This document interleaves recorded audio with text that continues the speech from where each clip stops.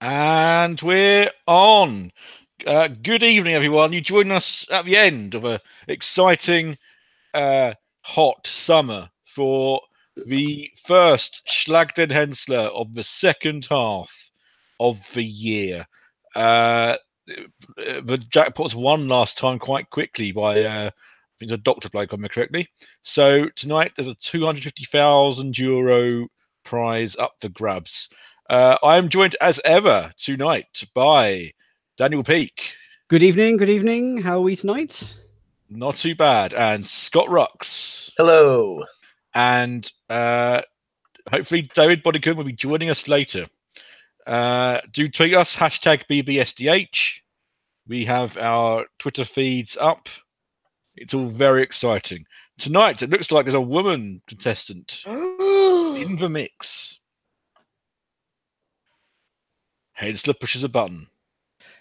In the nicest possible way, she probably won't get picked. But I really hope she does, because as I always say, the gender balance on the show is awful. Mm-hmm. Well, it's always one male contestant, at least. It's unbelievable. Has a woman ever beaten Rob? Oh, yeah. They did in the end, didn't they? I think they did once, yeah. Yeah. I think it was on a tiebreak, too. Let me check. Anyway, it's not a matter of voting these days. It's normally a task, isn't there? Mm-hmm. Oh, yeah. I'd forgotten about that. Yes. Last time they've had dangling from a trapeze, but that wasn't last time. What was last time? Mm-hmm. Hello, David. Hello, Robin. It's sort of an extra task that is not. It slightly puts them at a disadvantage if it's a physical task, because then they've had to do 16 games or up to 16 games, and Henssler only has to do 15. Up to 15. I will say, does it look like Elton's lost weight? He's looking really good. Yeah. I have to look. He's looked like he's lost a little. Yeah. I think he looks great. Mm-hmm. Maybe it's the glasses. The final Schlag den Rob winner was Maria Kleinebram, a 27-year-old doctor. She won on game 15. It did go all the way to the wire. Nice. Hello, Joseph. Yes. Hi, everybody. Hello, Matt. I see you've got a very exciting setup there on the old Twitter. A laptop and a big screen as well. Hello to Thomas Priest, one of the best Codebreaker contestants. Not as good, of course. Definitely. And I'll be seeing him at some point next week, I hope. So, hello. How exciting! We should totally talk to the commissioners about a second series. It takes so long to edit. That's the worst thing, isn't it? That's why I was doing live, because it's much easier. That's why everyone does Twitch. Yeah. It has crossed my mind. Is there a way of doing it live instead? And I'm not entirely sure there is, because it's actually a really slow format. The time it takes to record it is probably double what you saw online. But never say never. Never say that's practice, or I don't have the timing dates for any of that stuff. But if you ever get a chance to watch like Price is Right live, it's an hour show to in broadcast, and it films in about an hour 7. Oh, I imagine they are straight fast. through. Yeah, they are fast. They can roll out 3 cars and prizes in like 2 minutes. So, mind you, I was always impressed that they were able to do the same with Double Dare and things like that, because they just got the brooms out and literally pushed all that slime into a gutter in the studio.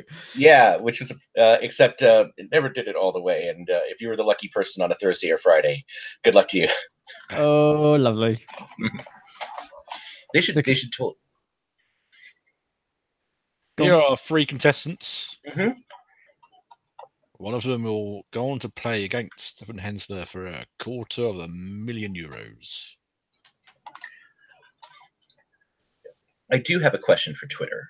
Ooh. So, well, after the contestants, I want to know who was going to win first.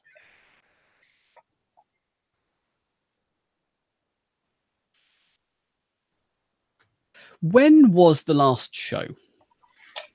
May, I think. They did Schlag and Star over the summer. Yes, sorry, yes, the last Henssler. So I'm just wondering whether the exchange rates have changed, particularly in between the pound and the euro in that time. So it's now about 111, 112, and it was about 113, 114. So it's about the same, but it does mean that the pound has weaker. I can't work it out. You get Google more. balance. You get less euros. Yeah, if you get less euros, that means the pound is stronger. And according to my Twitter, the last one was June 9th, because that's when the last of the BBSDH hashtag was used. Yeah, that's fair enough. Clever. Good research. And This is Google balance. This is where you try and get the ball down some drains into the end without it going over into the ends of it, basically. This has been a game on Hennsler before. It has. It's going to skill, so there's no obvious disadvantage. And you have to get it into the mini sieve. Tea strainer. Yeah. No expense spared on that bit. This would make a good Crystal Maze game. It would. In fact, it sort of is in a way with the balance board, I guess. Yeah. But that version is not as good. This is a much more skilled version. But it's like I'm sure it has been a crystal. Like put some wood on it, throw it in the Aztec zone. There you go. Yep, it could go in any of the 4 zones, I think.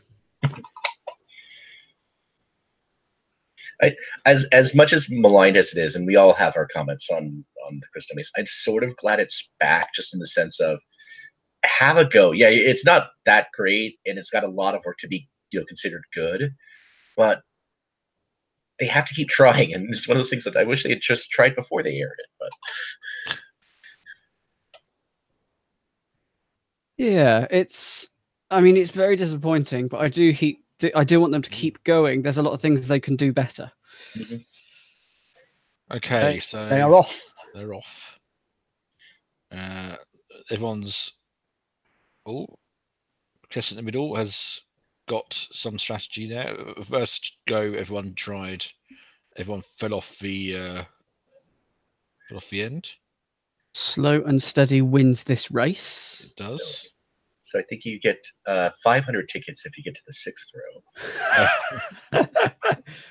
I kind of want to know how heavy that ball is, because if it's very light, it'd be very different to like a snooker ball.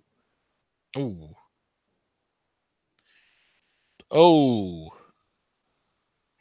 And of course, the angrier you get, the more strong your movements are going to be, the more you're going to fail. Yes, there is a chance that they could never finish this, and we might be here at 10 p.m. still trying to do this sodding challenge. The skill in this game is getting just the right amount of momentum to go over the edge, but not enough to go much further than that.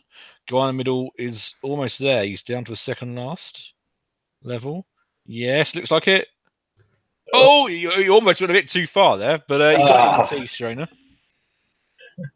I would have laughed at it if it overshot.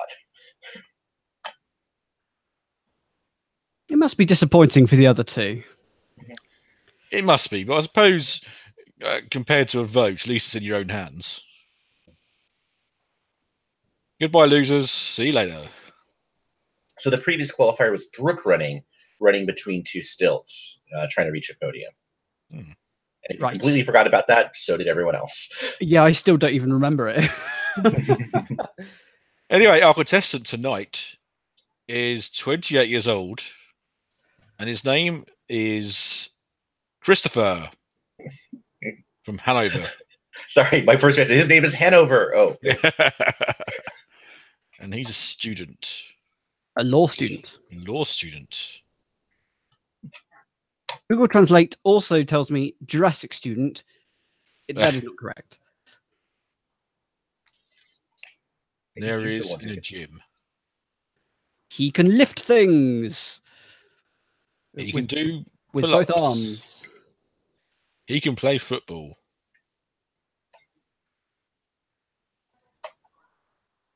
What a guy. He can score a goal. Or someone else scored a goal, but he's just taking credit for it. I'm not quite sure. Well, that's a useful skill for a lawyer. It is. Oh.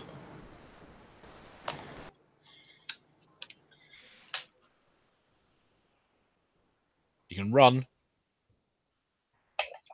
For the soccer shots, do they just film all 90 minutes and hope for a goal? Or Yeah.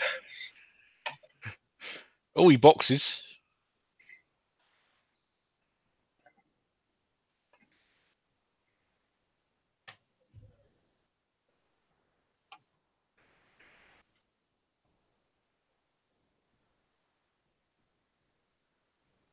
He go-karts. Wow, he really is the Schlag all-rounder. Oh, that bodes well. So there's usually some form of buggy or go-kart race. Oh, those are electric go-karts. Those are cute. Back to boxing. Saying something witty to the camera. And then he punched the camera. Poor cameraman, black eye. Well, the cost of that camera's coming out of the prize fund if he does win. So. But what if he loses? They send him a bill? Well, then I have to take it up with the judges. Do let us know what you are eating this evening. I have ordered a pizza. It literally arrived seconds before we began broadcasting this evening. Hashtag BBSDH. Do let us know what you've ordered in. I believe David Simmons has ordered a pizza but then went and collected it. I don't understand why you would want to do that. It's cheaper. It was £6 cheaper or something like that. But Dan, what's on your pizza? Toppings? Which are? Cheese. What's that meat? Oh, chicken. Probably mystery meat, but mostly chicken. Barbecue sauce. Barbecue chicken pizza. Some onions, a bit of bacon. Nice. I am enjoying a pizza as well. It What is. type of pizza? It's a deep dish cheese, sausage, and pepperoni pizza with tomato sauce on top. Tomato sauce on the top, not the bottom. Game 1 is Burren, which looks like parallel bars. Is this going to be trying to go from one side to the other without touching the ground? There's not enough pad. Oh, okay. They have helmets. They do. Aaron just means bars, so that offers us no clues.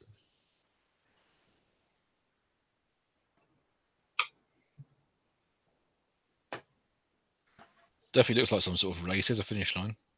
Or a start line, I suppose. It's, if I had to guess, it's scoot yourself from one side to the other, but not touching the ground until you cross the line. That would make most sense. So a little bit of a swing at the end there. Mm-hmm.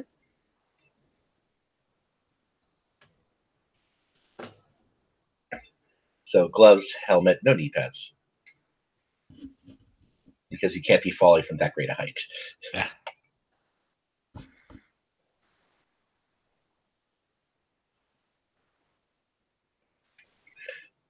So let's take a quick poll among the three of us and all of us watching. Mm-hmm. Who you got tonight?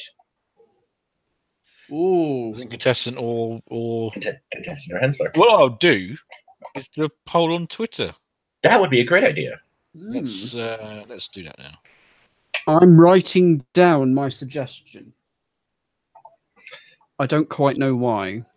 I think it's fair. I think for the three of us, we should be able to write down a prediction and what game it will be, just to see who's closest. Oh, and a game. Okay. Yeah, I think we should write down. Yeah, I mean, we've been doing this. You know, we should be able to be a little more precise.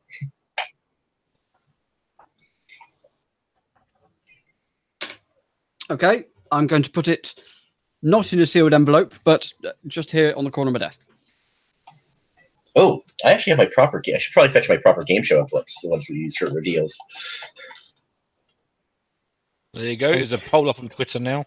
Who do you think is going to win tonight? It's first to 5. Chris, that's quite quick. Got over quickly, almost fell off.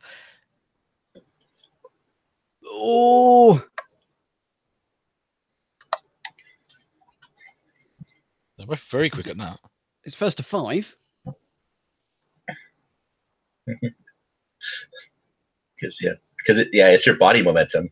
I think Stefan put his foot down, but not across the line. So Chris has got the point. Yep.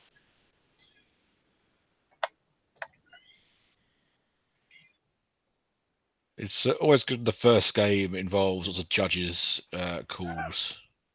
It's always a good opener.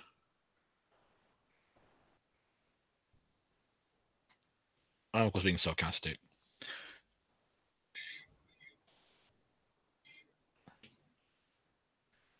Oh, it's a round of applause for Christopher.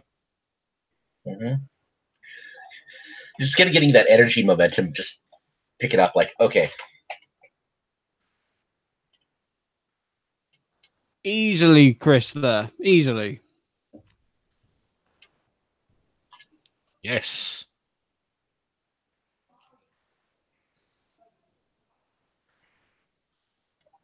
that was very, very properly quick. Currently, our poll results, hashtag BBSDH, it's 50-50.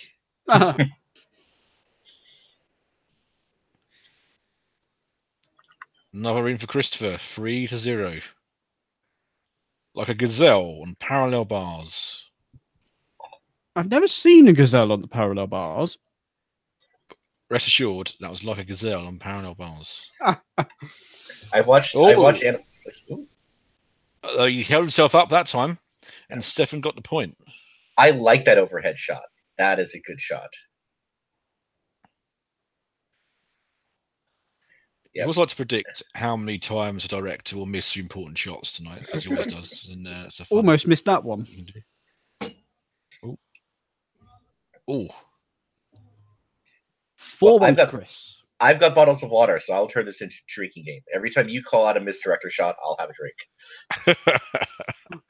So that felt like one then. We'll count that as one. And that's game. Yes, it is. Is that a sign of things to come? About 2 seconds behind you. I shall read those in a minute at the break. It's because I'm so fast. That was proper quick. It was beautiful. Twitter poll, very exciting. 60-40 reckon Christopher's gonna win now. Ooh. This is almost like our bet win spiel that they have on their app. Yes. With Twitter and about fewer people. First point to Chris. I can't believe anyone new is listening to this. Just in case you are, there are 15 games. First one's worth 1 point. Second one's worth 2 points. Up to 15 points for game number 15, which means there are 120 points total. 61 points to win it.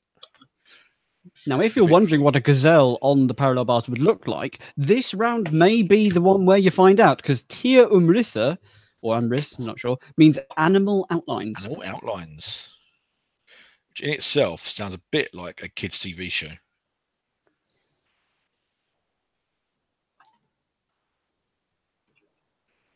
Get a question right, get a point. Get it wrong, your opponent gets a point. Oh, like the Russian wilderness, if you want to take a peek. My stream has frozen, so I'm just refreshing. Oh. No, Elton was standing still.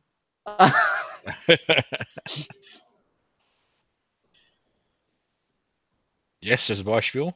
Mm-hmm. It's always an example, just to kind of you get the one example. Okay, it's drawn slowly. It looks like a man. It's not. It's a horse. What is it? Could be a giraffe. I think it's a giraffe. Oh, it's not a man. It could still be a horse. It's a giraffe. He guessed giraffe as well. Wow, he's going to be the person to beat tonight. So at least they've got a nice slow reveal. It's good. Yeah. Absolutely brilliant. Right, this is a game we'll play at home. So good luck to them. I now want to grab the drawful music, just play it underneath.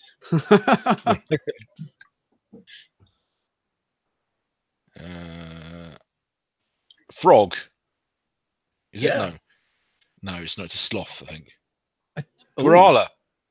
Oh yeah. Yeah, koala. The Yeah, ears. yeah. It's a very, very easy game to play when you just shout out things until you get the right one. Oh yeah. That's a good format. Contestants only get one go. Wasn't there a format? Wasn't there a show where they had formats just like have as many goes as you want, and it just never worked? It's like Joey on Pyramid. Paper, snow, a ghost. A friend's reference for you all out there. If you want to play this game at home, go on eBay and buy an Etch-a-Sketch. Try it yourself. Okay, let's go moustache, but it's clearly not a moustache. Is it a bird? A second line going now. Very excited. It's a flamingo. Ooh, well spotted. Yes. Of Oh, course, the person whose stream is slightly ahead of everyone else is going to have an advantage in this particular game. There you go. 2-0 to Christopher. Henssler hasn't. Oh no, he scored a point in the first game. Yes. Next one. It has a it looks like some sort of cat. Is it a Gazelle. lion? I will say cat. Lion, I reckon.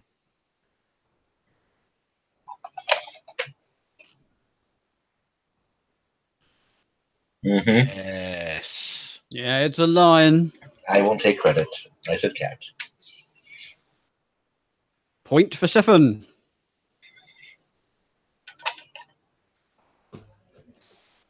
That's some incredible pizza you've got there, David. I'll just retweet that for purposes. Right. Oh, you get potato wedges at your Domino's. Yeah, I always avoid. Oh no, pig. You can't get garlic mushrooms anymore. What's all that about? What pizza have you got, David? That's important. What flavour is it? It's a Schwein, a pig. Lots of Tasty. wiggly bits underneath. There's words for that. I bet there are. Pig udders. This is your stream. I can't say what I'm saying. What I'm thinking.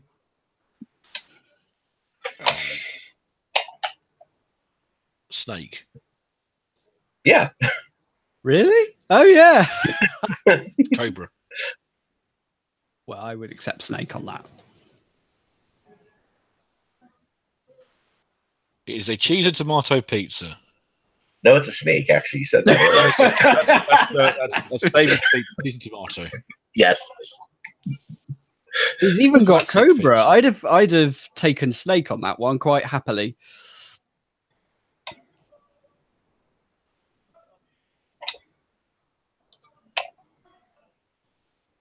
Ooh. It's a rabbit, is it? Gazelle. Yeah. That must be a rabbit. Probably. Oh, it's a squirrel. Ah. Wow. Wow. Thought it was the head, but it was the tail. Completely wrong end. Nothing worse than getting the completely wrong end, I find. Rotara says that snake would not have been accepted. Elton said specifically that snake was not a valid answer. Okay, interesting. Seems a bit harsh. Well, if you buzz in just an animal every time. Yeah. But there are types of rabbit. There are types of squirrel. So there are types of snake, and cobra is a type of snake. They have words for those. I suppose it's a pretty, I'd say, extreme snake. Well, it's got its own look, I suppose. It does. Lion is a type of cat, I guess. So, but I would not accept cat for that. I mean, I would. This might be could you be more specific? Competition. Win a car. For answering that question, which I didn't read in time. Good stuff. Now on a break. So I have a question for you guys. Okay. In the US, they're going through the remake of Double Dare, and one nice thing about that is the previous host is back as the Richard Osman role, essentially as co-presenter. So, what UK shows should they bring back with the original host as a co-presenter? Double Dare. Did we have Double Dare? Simon. Yeah. I'm thinking of Run the Risk instead, but I don't remember Double Dare.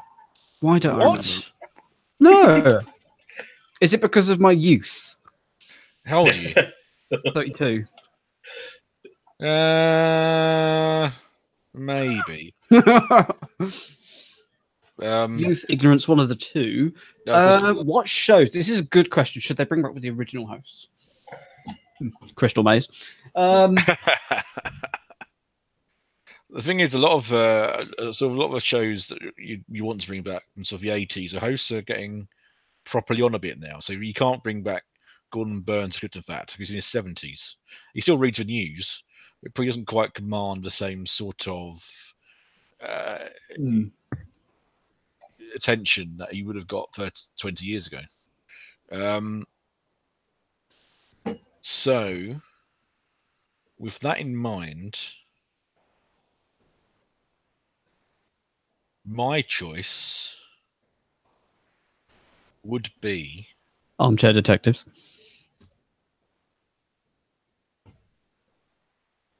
I don't know, actually. No, I'm struggling to think of a good show that could come back. That the host is still alive for and could potentially legitimately host. So you couldn't really. So we're being on Every Second Counts kick at the moment, and I think that was a great fun show, but you can't bring it back because Paul Downs is dead. Yeah. Ditto Wipeout. Oh yes.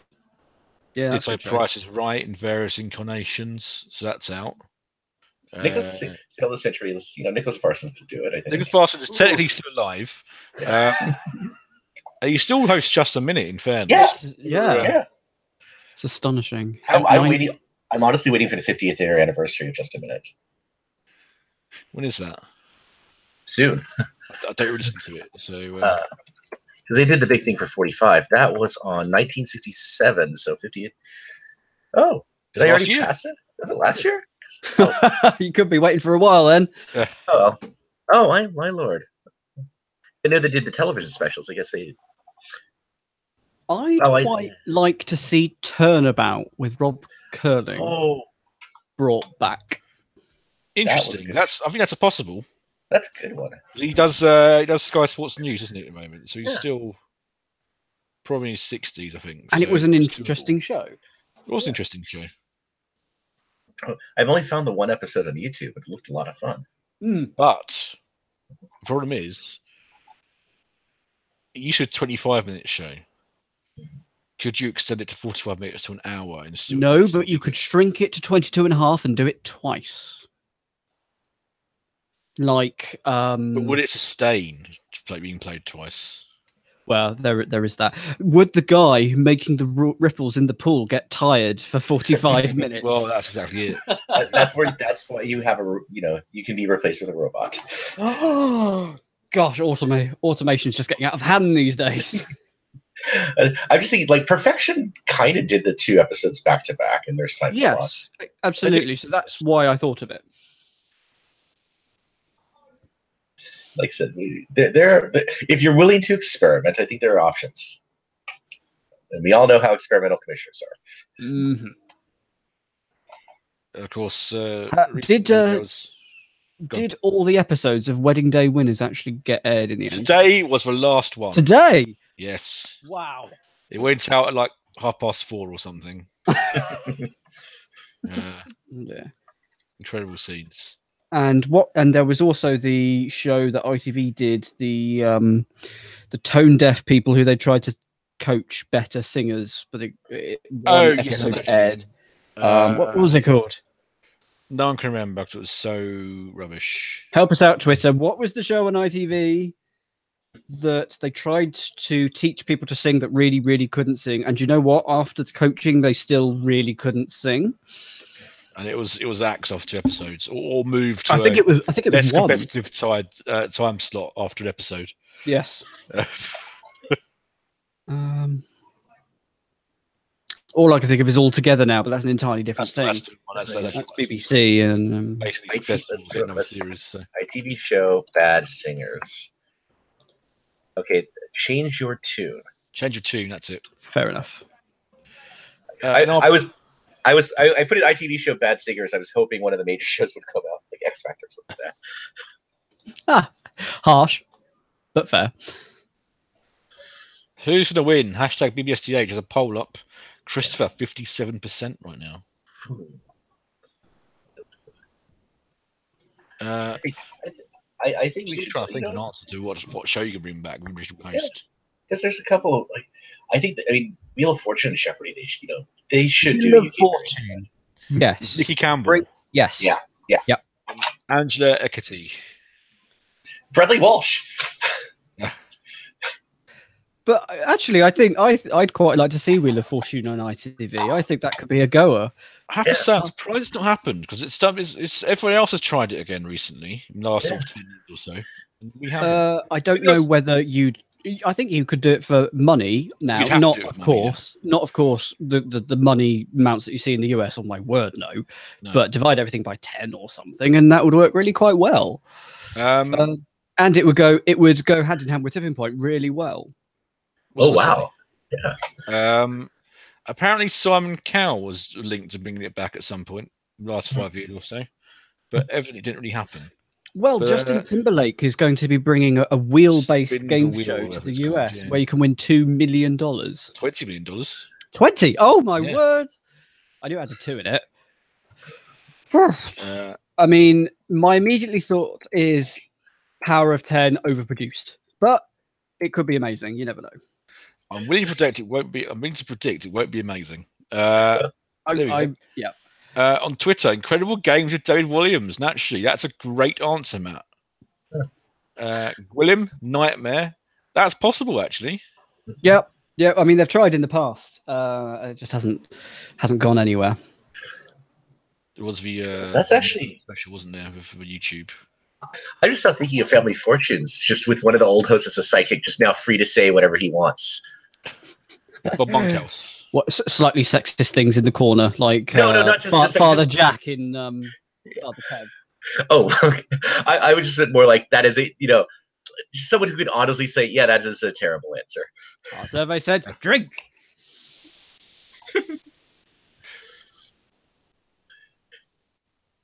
Well, I've only just spotted we're not sharing any screens, so should we share? Yeah. Oh, yeah. Oh, give me a second. I should get up from my sofa and walk all the way to Someone has a wireless headset. Yes. I'm just basically thinking of pretty much most things Vernon K has done.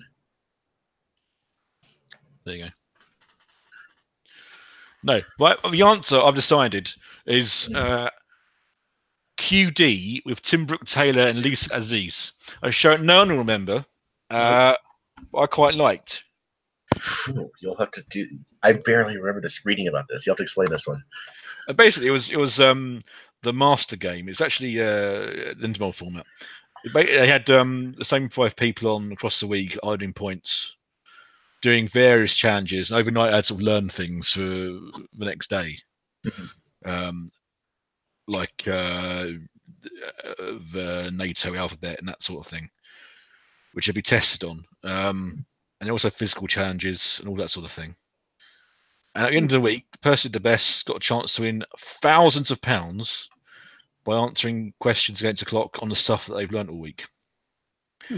It was quite entertaining, but I was about 11 at the time. So who knows how well it will stand up today.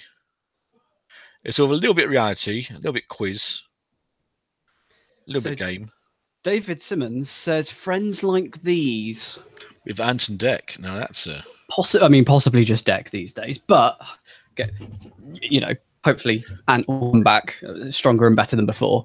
I think that's not a bad shout. Friends Like These was a great show. It was a nice little show actually.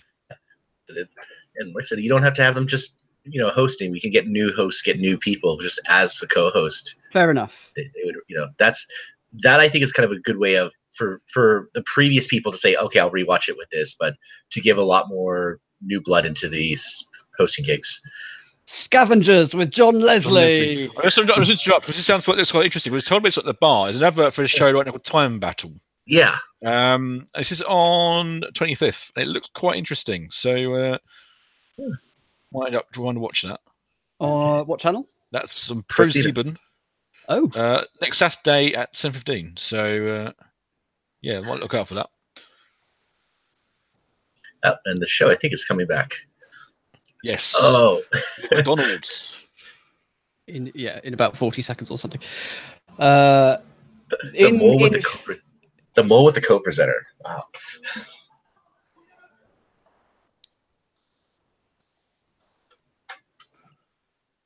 I must be behind you because I've only just got to that advert of Time Battle. It's just come back now. Yeah, it's just come back. So you are quite behind. Thomas Priest, part of the pre-show FB Live include Elton complaining that Stefan starts slow and puts in more effort in the bigger games. This start doesn't necessarily mean much. That is interesting. Well, why would Elton complain about that? That's actually quite good in terms of tactics. It is. We turn to television. Yeah, the point in the evening where you've got the most viewers. Fair enough. It's the point in the game when you have that, when it's 1 a.m. Back to Animal Outlines. Oh gosh, yes. Well, I'm refreshing my stream so that I can stand a chance against you guys. Gazelle. I wanted to be a gazelle. No, it's Rhino. Frog. He's gone for bear.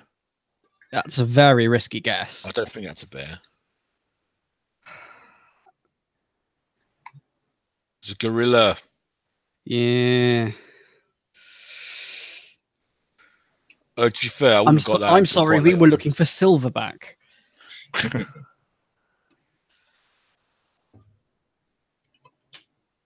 Chris, 1 point away from winning this game. Additional Blimey. 2 points. I'm enjoying this game. I want more of this. So come on, Stefan. Pull your finger out. A lynx. No, it's not deodorant. I think it's Hyena. I think it's just a cat. Like it's just a tabby. Well, he's guessed cat. I mean, this is just Pictionary with a few extra rules. Yeah. The audience have applauded. It's looking like a cat. It's a cat. Stefan scores a point. Sadly, last week one of my friend's cats died. But in good news, they've already adopted 3 more. So they now have 3. That's one way to deal with it. Cat adoption. Moose. Oh, it could be actually. Moose. Gone for elk, yeah. So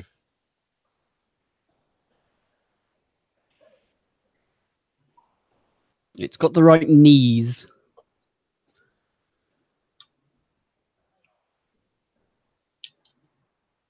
yes, great guess. Yes, and that's a win.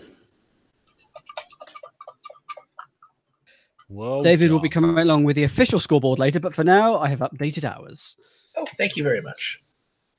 How is Christopher spelt? Oh, don't worry. Actually, it's too long. I'd have to change the font size, and I can't be on the bothered. screen. It's just Chris. Yeah. Yeah. Same issue. No, not changing the font size. Too much effort. Game 3, lacrosse, which I believe is German for lacrosse.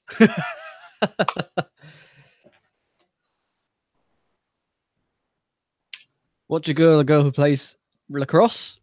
Annette. Here all evening. Thank you.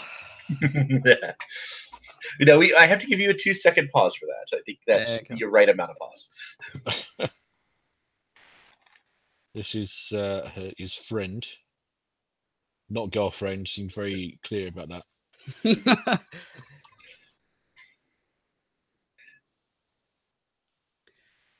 But yeah, the Coming up. plus ones. Oh, sorry, just thinking the plus ones now in the U.S. Millionaire. That's what they call them now.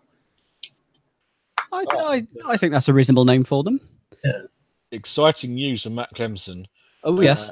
Parents Motor Employee is back in the run-up to Fort Boyard on France 2. Previously, I've been doing this sort of strange locker room thing, but the hysterical Parents Motor Employee, which is like outnumbered in 5-minute bursts, is back on Saturdays where it belongs. So is it parents and their kids taking on the fort, or? No, it's before Fort Boyard starts. It's like a 5-minute comedy thing. Oh, right, okay. And that's what it is. But that's the last couple of years. It's been Parents Mode to Employ. They moved it to midweek. Now it's back on Saturdays where it belongs. Good. Hooray! That's a big goal. I think it's going to be penalty shootouts because the lacrosse field's pretty big. I think it's bigger than a football field. And I'll be watching football tomorrow, by the way. Just for reference. So no spoilers, Twitter. No one tweet about it at all, including the entire nation of France. Well, coming up in future ad breaks when David arrives, I have a quiz that has no fewer than 400 questions. 400 questions. Oh boy, how long have we got tonight? Is it called 400 questions? It is not called 400 questions. Ooh. Shocking. I shall do my best with it. So I've proctored an exam, a trivia exam for my online league, and the final championship level questions are very, very mean. Ooh. Are your questions exactly this mean? No. No. Okay. No, you might actually get some of these right. Okay, so what is the sound a doggy makes? Well, what is it doing? Oh, they've got protection for the screens because lacrosse balls are pretty hard and can move pretty fast. Yeah, but they bounce. That's exciting. I mean, because you're holding the stick so low, you can get a lot of energy into that throw. Right, something's happening. Your audience are reacting to something. No, it's time to see our contestants getting changed. The obligatory privacy invasion. A very bit of a show. Yes, padding will be needed for this.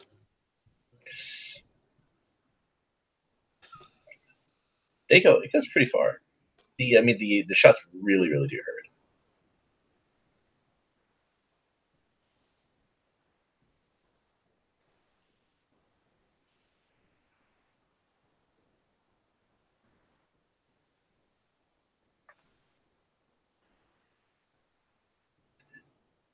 Right. Okay, so going on. We always get lacrosse and hurling mixed up. Hurling's the one with a stick, isn't it? Yeah, this has got a stick in it.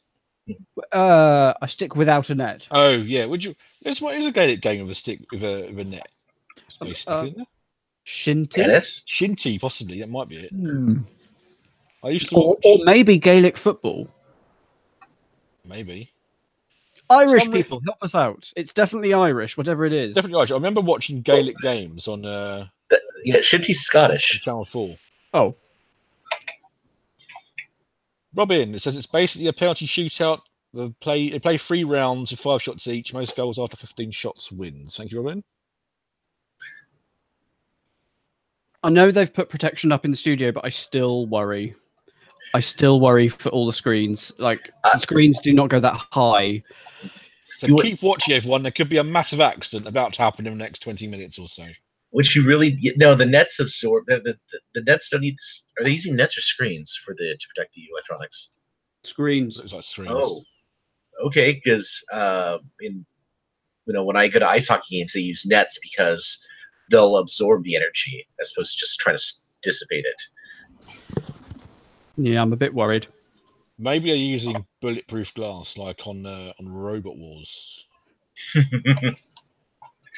Oh. I remember the stories about incidents where you can always tell like every new arena change was always the result of some specific incident that happened the previous year. Health and safety. Well, there's one robot with a vertical blade, and it spun counterclockwise. In other words, it spun upwards, and it kept breaking the lights by whatever debris. So they kind of said, "Okay, new rule: you have to spin downwards. We can't afford to replace this."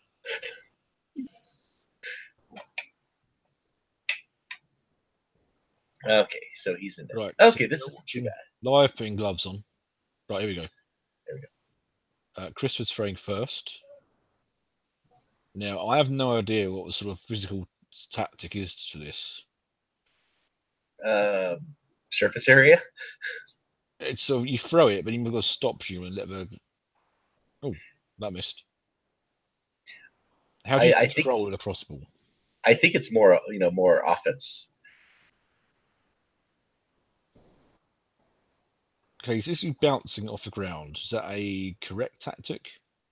I just said that was illegal. Yeah, right, the bounce play. It certainly seems to make it easier to defend against, because you're not going as fast in a horizontal direction. I mean, you really either go straight through or you try to go off the ground. It's not like you can aim for the crossbar. Yeah, that ball clearly went over the screens. Can I just say? Oh, he scored. 1 out of 5. It doesn't sound like a good score, but we don't know how good Stefan is at this. Yes, that bounce over the screens, absolutely. But it'd take a lot of heat gone by then, I think. Oh, that's true. I think they're more concerned about direct shots. Yeah. That is straight in.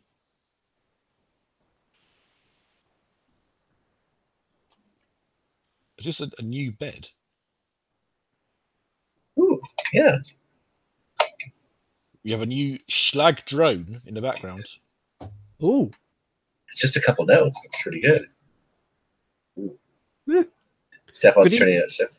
Good evening to Simon Fox on Twitter, hashtag BBSDH if you want to say hi to us. Hello, Simon. Hello. Matt Clemson says they've protected the screens, but not necessarily the audience. So I'd wonder. I mean, Stefan's very much not bouncing the ground, but shoving it in. Seems pretty successful so far. It's kind of aiming right for the spot right in front of Chris, right between his legs. That's a pretty good spot to aim for. Good. Yeah, it's actually you get still quite an interesting technique there. You seem to spin the stick sideways. Or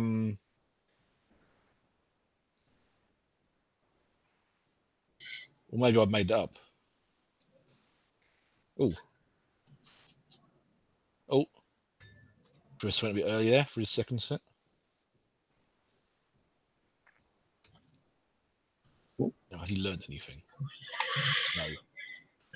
Well, it looks like he tried to get it, but straight in between his Stefan's legs there. It didn't bounce off the ground until quite close to the goal. But I think that's what's killing him. It's not getting it straight in. It's control, really. Like, can you put the ball where you want it to be?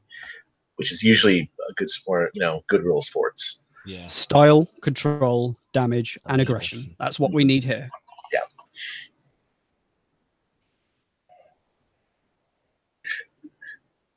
I think he's got a slightly better technique now, but it's he's not scoring of it. Go top shelf. Go above his shoulder.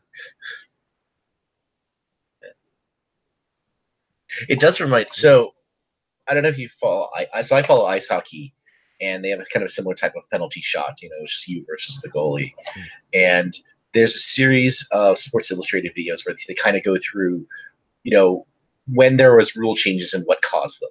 Yeah. Because apparently the rule is now that the goaltender, like in lacrosse, has to stay back there and defend the net. Because apparently in the old days they would just put anyone defending the goal, and his response would be to charge the person making the penalty shot.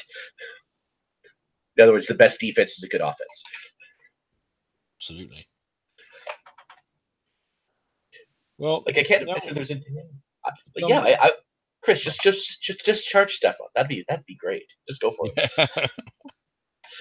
Well, that's what you matter. Stefan appears to be aiming way off to the left this time for some reason. Again, off to the left. Whatever he was doing the first time, not working this time. We're still ahead, but those screens are woefully inadequate. You could talk about the game. I'm really upset about the screens. no, They're I not think that breaking. production is very interesting. I enjoy that sort of thing. Because the thing is, though, if one of the big screens does get smashed, and that is at least quite funny. It's lodged in there now. Wow. Let's watch that last shot. Is it up? Oh. Yeah, I didn't see it bounce out. No, it's going to be stuck there. Whoa. Oh. Right, Stefan is still 3-2 up with 5 shots each to play. But he didn't score any in that last set, so...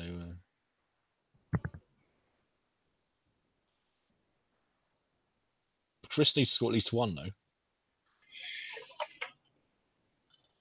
To tie. Bale.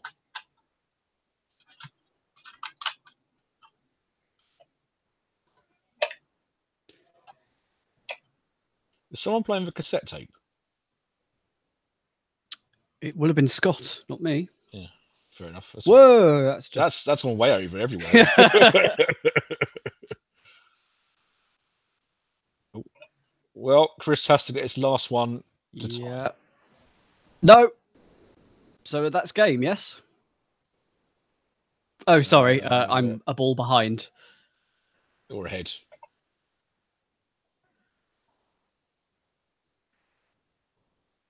No, there you go. That's game for me.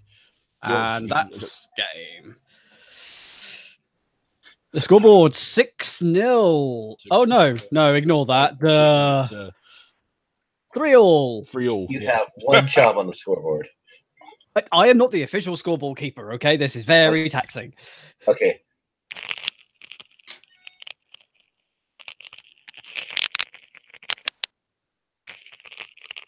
What's that noise?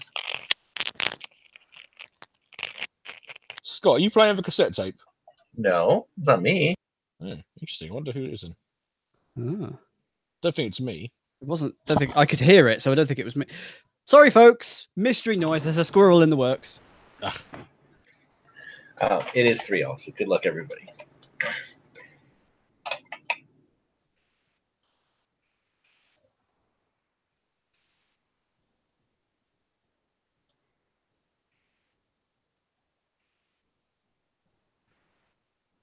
Game number 4.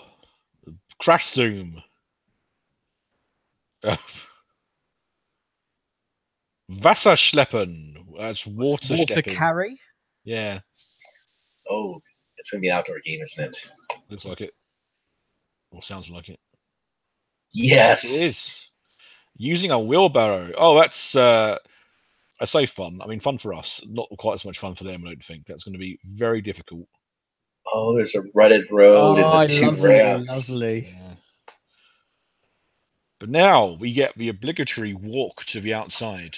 Good behind-the-scenes stuff here for you. 4 microphones there. Mixing desk. Lots of lighting behind pod number 1. Not space one. Pod number 1's not one that opens, though, is it? It's pod number 2 that does, isn't it? Sorry, yes. I mean, a logical person would put brakes here, but we like the behind-the-scenes nature. And just, I'm just not trying to figure out. So, even for stadiums like this, where does it go? Like, do they just put it in a truck in a storage place somewhere? Where does what go? Sorry, the entire set. Yeah, probably a warehouse in storage, something. Yeah. There'll be massive dock doors somewhere in studios just to get everything out from. Probably. Yeah. Someone's chained a bike to that rail. Yeah, good. Well, no one will steal it now. It's been on television. To be honest, quite a lot of that equipment will be reused in other productions between now and the next show. Right. The tech equipment. Usually, though, the set is so intrinsic to the one show. A lot of it will be. Really? Yeah. Oh, someone's shouting at Elton from the street. Yeah, they've stopped the traffic for them and everything. Wow. That's probably why they have to time the brakes exactly.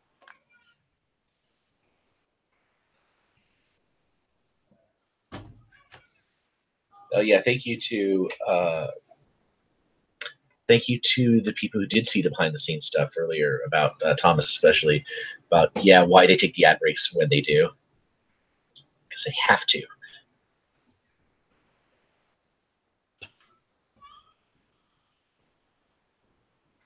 Are they still going to be wearing their padding when they do this? There's probably no trailer. I should have bought the helmets of them, really. Oh, sorry guys, we've got to walk back. Yeah. So, it's load up your wheelbarrow, carry it down the stairs, across the seesaw, across the bumpy road, up a hill, and then presumably into some sort of container. There's a big red line there. It's presumably its first to reach the red line to win. The next game is taking place on grass. Ooh.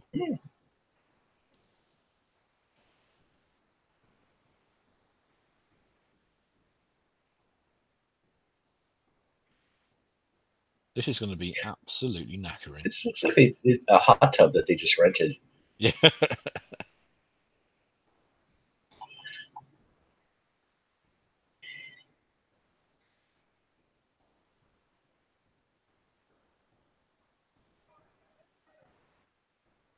Now they're going to get changed. Now you have to fill another 2 minutes. Really? No adverts for vodka Gorbachev or Erdinger alcohol-free beer. But we do have an advert for a BMW. Good old BMV. It's almost like I wrote that lovely segue. I think you might be joined very soon by wild David Bodicum. Ooh. Hello. Hello. Hi. Hello. Hello. You put the official scoreboard up. Yep. How exciting. I shall wander over. Pair of bathing slippers. Yes. I still haven't got the live stream to work. It keeps freezing for me, so I have to refresh it. But I went on ProZeben and I had to sort of start my my VPN a couple of times so it recognised it as not being from me, from UK. Hmm. So if you keep trying, you will eventually. I literally just refreshed my browser because I hadn't looked at it for 3 months and it just worked.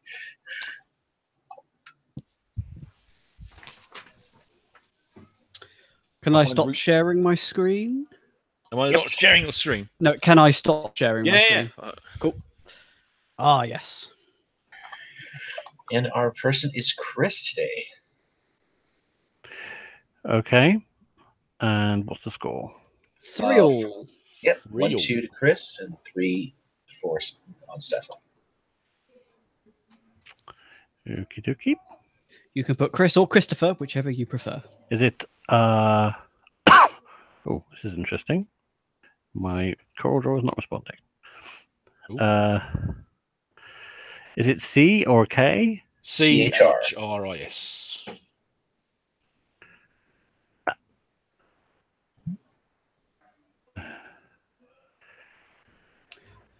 One and two to Chris. Game 1 and 2 to Chris. Game 3 to Stefan. You're caught up. What did I miss? The qualifying round was the that game you had to get ball down the bottom of some drains by balancing, by lifting drains up and down to get just over the edge, but not quite too far. I've described that really well. It's one of those things you might see in an arcade to win tickets, where the ball is on ramps, and you have to adjust the angle of the ramps and try to rock it back and forth until it lands in the bottom. Tilt is the term you're looking for. That's a good word. Tilt is a good word. They played it as a game previously, anyway. Game 1 was racing across gymnastic parallel bars. Mm-hmm. Game 2, first to 5. Game 2 was good fun, actually. It was animal outlines, where sort of, an animal would be slowly drawing out Etch-a-Sketch style, and you buzzed in and you worked out what the animal was. That was fun. And game 3 was lacrosse. Lacrosse penalty shootout sort of thing. So this is game 4. It's water carrying. It involves wheelbarrows, water, and sort of obstacle course.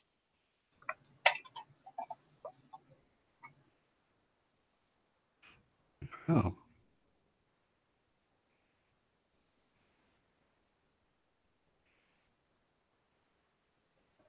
Have you got a stream working yet?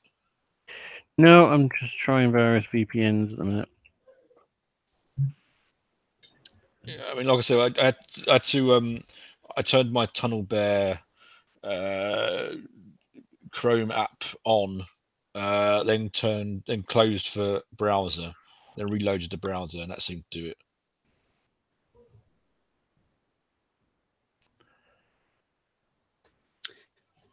When you have that working, would you like a game? When I have it working, yes. Cyan Fox, Windscribe working nicely on Chrome for me tonight. First time I used it. So one of my friends has just finished up.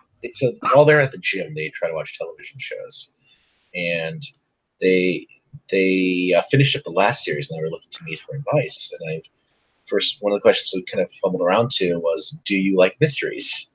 And so now I've got them started on Armchair Detectives while they're on the treadmill. Hooray! Of the episode I randomly selected for them, he figured out the right answer, but for completely the wrong reasons. But he did like it. As everyone should. Mm-hmm. And now it's no more. I know.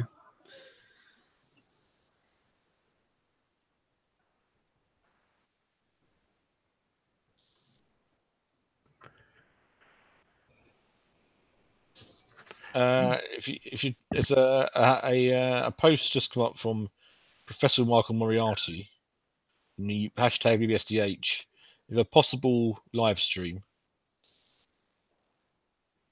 But, if you can't get your VPN working. Yep. I don't know how far behind it is or anything, but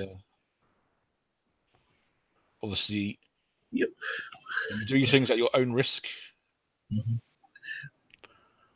Click on random links on the internet. That's how you watch TV now. Yeah.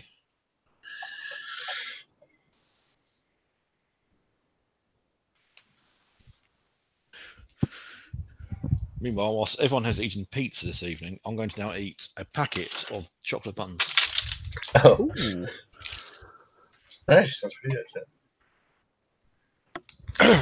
I would offer them round, but you're miles away. So I can fix that. I have ordered enough cookies. No, I ordered donuts for. I remember one of my friends in the Netherlands said that she could not get Oreo cookies in her area, so that was an Amazon purchase. Wow. I didn't tell her that the only size available on Amazon DE was 1.5 kilograms. So she had Oreos for a long time. That's probably Death by Oreos. Yeah. I mean, technically she's a food science major, so technically this is a violation of what she studies, but you know.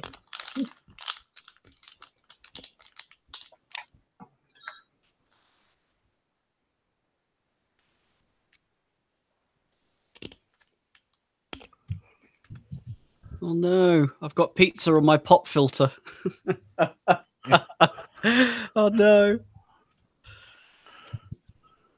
That's better. So where are these Appears to be contestants a out?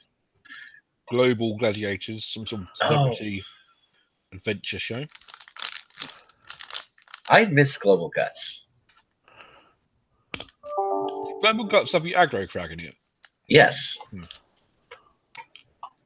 Because I grew up with the domestic guts, if you will. Yeah. No, they showed American Guts on Nickelodeon as well. So I remember Moira Quirk, the British referee. Was Mike O'Malley? Yes. Was he in Glee? He probably did a few episodes there. Mm. They needed an over-the-top host, and he was very much. John Rambo. Yep, he was Burt Hummel on Glee. Hey, there's the vodka Gorbachev. Now it's we've got David. We got David. We got vodka Gorbachev. It's now a proper. Yeah. Proper time. You talked about Erdinger earlier. I think I saw in the news that the owner of Wetherspoons was threatening to drop Erdinger and replace it with some sort of Adnams beer because of Brexit. He's a fervent supporter of Brexit. He is, yes. So,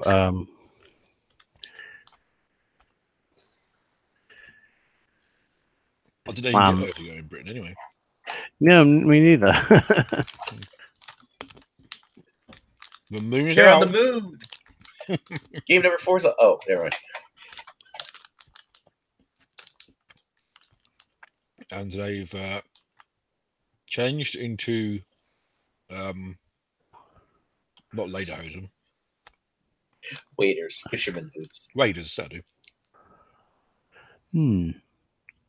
We're having real trouble.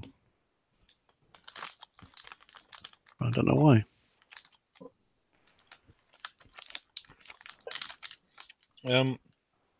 David Simmons suggesting you had to disable AdBlock as well as enabling VPN. Okay. Yeah, that's a good shout.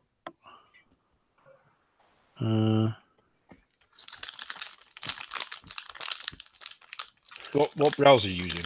Yeah, that would make a lot of sense. So I've tried both Opera and Chrome. For some reason, I couldn't get it to work on Opera. It hangs.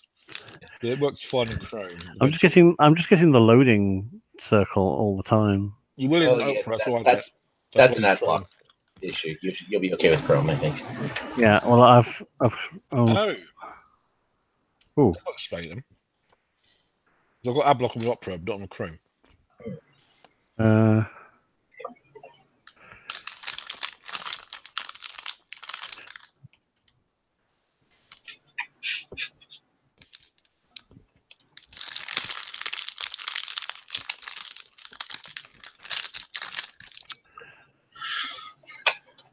And they're about to start. You go.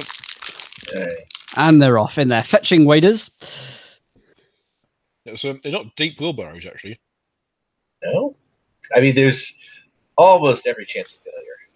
Now, an They have to use the evil stairs. person would put a hole in it. But they're not evil. I think it's so long you want this game to last, really. They've we lost about half their water anyway. Getting it over the bumpy bit is going to be hard. And I heard a shice there from. Yes, Stefan poured his too quickly, and they all went over the top. Lesson to us all.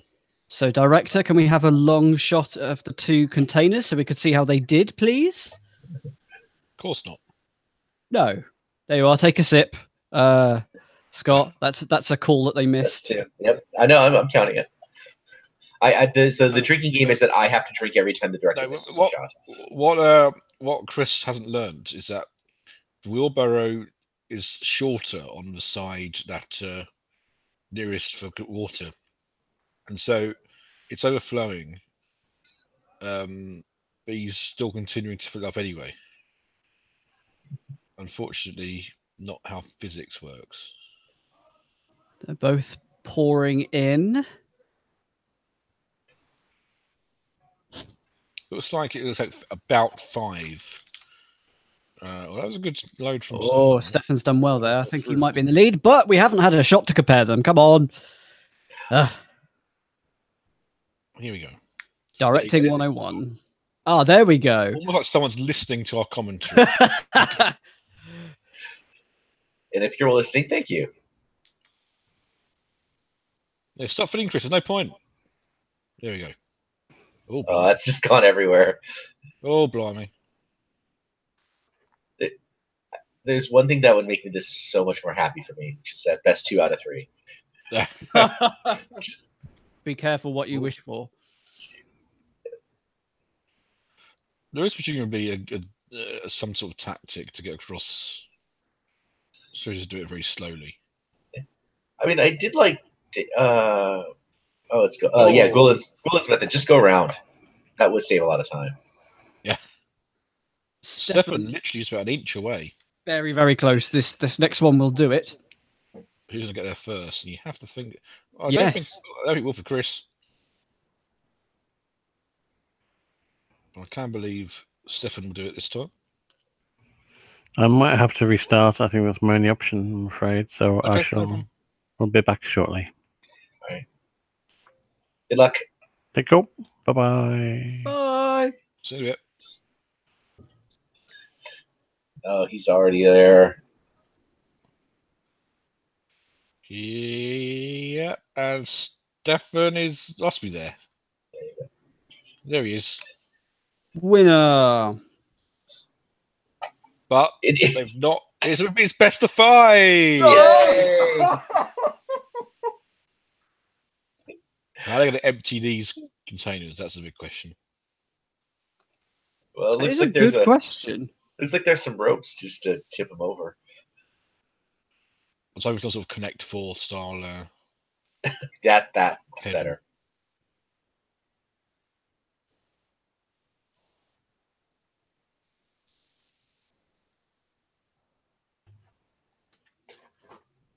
Oh, that is cool that they have labels on them.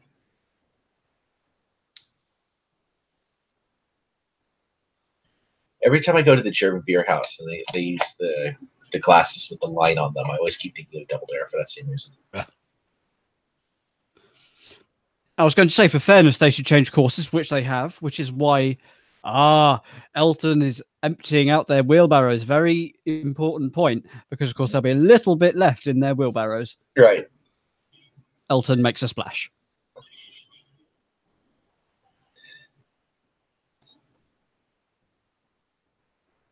Here we go. Game number 2 of best of 5. Evidently, Stefan kept much more water on each trip than Christopher did. So, has he learnt anything? I just think that's a semi-brave cameraman. Just like, I want to get closer to the water. Just stick my nose right in there.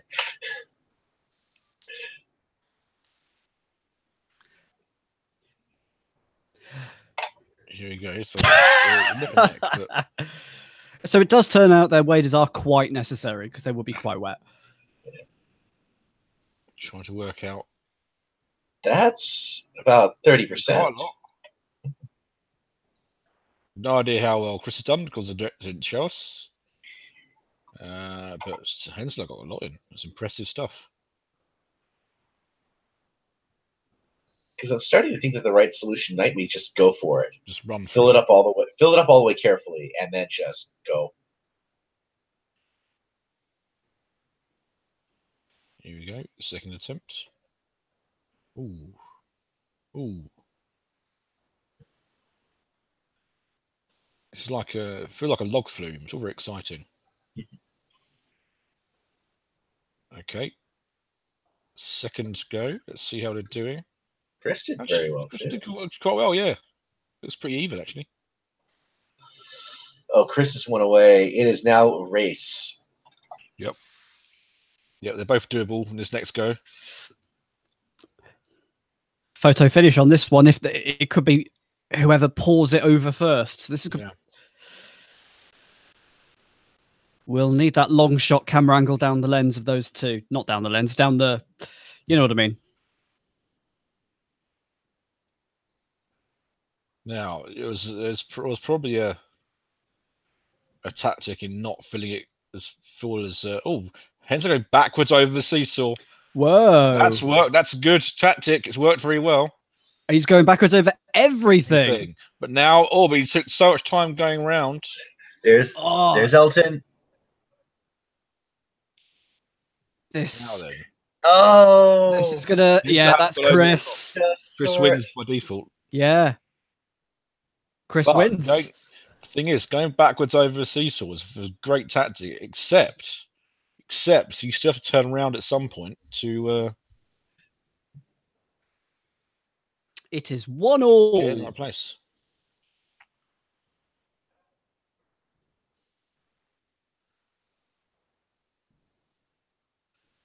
They are puffing quite a bit, understandably so, I reckon. Yeah, I Thomas mean, Priest. That was fun's a one-shot game, but best of 5 is going to get tedious. So Yes. apparently they do choose a number of points to eat carefully. Elton made a comment after the Sand Seesaws game last time. It was going to be longer, but they play tested it. So they do play test the games. So that's Well, Yeah. you would hope. He mentioned earlier that Elton actually does all the games just so that he can be a better host. He has that's to know what interesting. he has to know that's what the great. rules are by doing them once. Yeah. I mean, he reads the rule. He says Thomas mentioned that he gets the rules. Elton gets the rules a week earlier, but there's a difference between reading it and actually doing it once. Yeah. Now I'm just trying to think. Like that's what we want to see. Like what 30 liters, 50 liters in that final tank. Because that's a lot. That water is heavy. Yeah. So I'm currently Googling wheelbarrow capacity because I have no idea. So I you don't can think get they're standard wheelbarrow sizes. I might be wrong. a typical capacity is up to 100 liters. So, but Right. given that they were putting about 4 buckets in, they're probably 40 to 50 liters. So Right. say half of that gets in, that's Yeah. 25 liters. That's So it's 25 probably talking about, kilograms. yeah, and you're probably talking about 75 liters for a win. Yeah. Because you can't. I mean, so my first thought was like, can you try to lift up the water, the wheelbarrow? It's like not when it's full. Hello. Ah. Hello. I have no idea how that I've got it to work, but somehow I've got it to work. Yay! Well, you'll be pleased to know this water carrying is best of 5. It's like a really, really bad. It's a knockout, basically. Oh, that should go on our list. They should. No, it really shouldn't. Because Keith Chegwin brought it back in the early 2000s. Oh, Yeah, right. that's still not okay. No. But it wasn't originally hosted by Stuart Hall. It was originally hosted by McDonald Hobley, who's dead, so it doesn't work on it anyway. Well, you don't have to be the original host, a well-known host. Okay. Although I did find someone linked me to the Australian version of It's a Knockout. That is just fun. Okay, another one for the list is possibly Survivor. With who was the original? Mark Austin, yeah. Oh. Okay, he wasn't a great host. I just want Survivor back. Please bring Survivor back. I love Survivor. That is the backdoor question of this one. Yes. Shipwreck's coming back. That is true. Right, that looks quite close. Looks like the next one will do it. Have they lit up the 2 containers with an appropriate color of light? There is a gel filter. Yes. Have they? Yeah. Yeah. I've missed this. Hang on, I'll look this up. It might be LEDs underneath. Stefano's first off. He's just going for it. Such a stupid game. It's good though. I like it. Now. Will this be a win for Stefan? Oh. Hello. No, I think No. Stefan is just under. Christoph got it in first. Yeah, anyway. Yeah. I think we're saying who's quicker. It's Chris. Yeah. But It's no, but been even given. Stefan is just under the line. I think they were saying Chris was faster Yeah. anyway. Yeah. He said Schneller. So Yeah. There was a very first time Stefan did it. He did it so fast, it all ended up going over. It missed the container. So that's why he's a bit more careful now. But yeah, you can see they're tinted red and blue. So Yeah, no. Wow. Now in a break. what that needed was like some sort of plastic float or something on the top, so that you had like an official level. Because Mhm. I could see that not being a bit of an issue sometimes. Yep. And what are they having now? A water break. Yeah. just hot. Just get a bucket. Just go for it. Dan, what's the temperature like in Germany tonight? It's pretty warm. They've had a very hot summer, like we have. Let me stall for a few seconds whilst I Google what the temperature is. I know that in Karlsruhe, because one of my friends lives there, it was 30 degrees C today, so it's probably about 20 right now. Pretty hot, pretty warm. So you're running around. Yes, currently 22. Wow. It's also just damp, which is also fun when you're exercising like this. Yeah, and you'll also be sweating in those waders. Sweating and filling them up with water. Has there ever been a swimming game? Yeah. Actual swimming? Was it when There they was went? been Is it when they went to a helicopter and went to the local baths or something? There was, but Yes. they had to pick up quoits in the bottom of the. There were 100 quoits on the bottom of the pool for each of them. They had to pick up as many as possible in 5 minutes. Right. I don't think there's been a straight swimming race. There was They've the had swimming as biathlon yeah. quite recently, which Yeah. was swimming and shooting. I thought it was running and shooting. No, they did definitely swimming and shooting for Schlag and Rob. Yep. Henssler. I mean, the normal one is not swimming and shooting.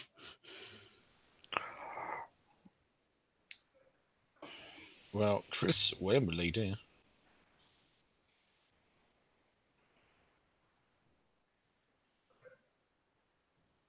Though, I think Stefan's got more in on that. yeah, I think he has. Have they swapped courses? Yes. Do they swap the colour of the lights as well? Yes. Yes. Ha.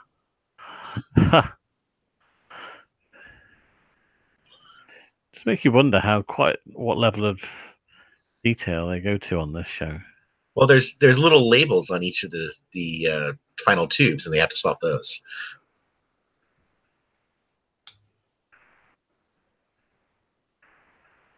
Of course, the containers of water at the start, they're getting emptier and emptier. So you've actually got to do more and more work to put the water in the wheelbarrow now.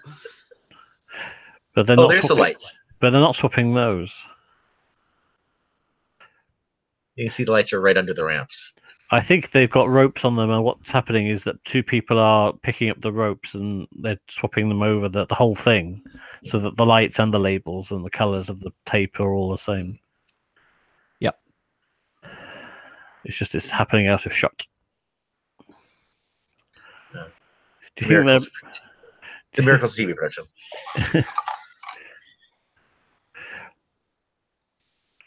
If Chris gets this, he wins the game. Oh, Stefan gets this. That was a lot that you just lost then. Ooh. It will go to a decider. Stefan doesn't quite have enough, I don't think. Chris at the No. bottom. There's a bit of sprint. One more. Oh, now No, how much do you put in? Yeah. I think you stare down your opponent and figure out as soon as they leave, he's taking the bucket.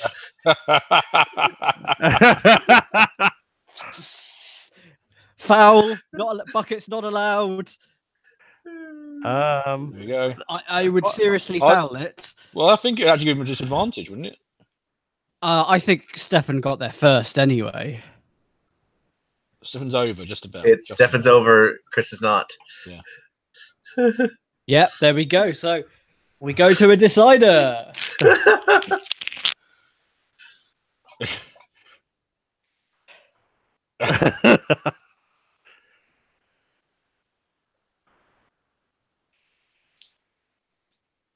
I mean, if you're too hot, there is an easy way to cool off. Yeah. Ice cream? That too. Freezers? Thomas Pre says that they forgot to swap the lights that time. Apparently. Oh, yeah. Yeah, they are. That's right. Hmm.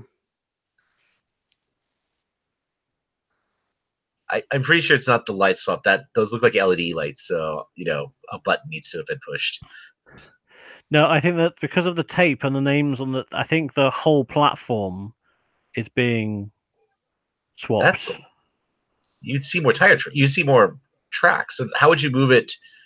Because there's two ropes at the bottom of the platform if you look, and what's happening is the two people are picking up the tubes and swapping them over after each race. Yeah, I think the tubes are being moved, but not the rest of the platform. I think if you can just see in the background, there's some men with some like luggage rack kind of things as well, moving around.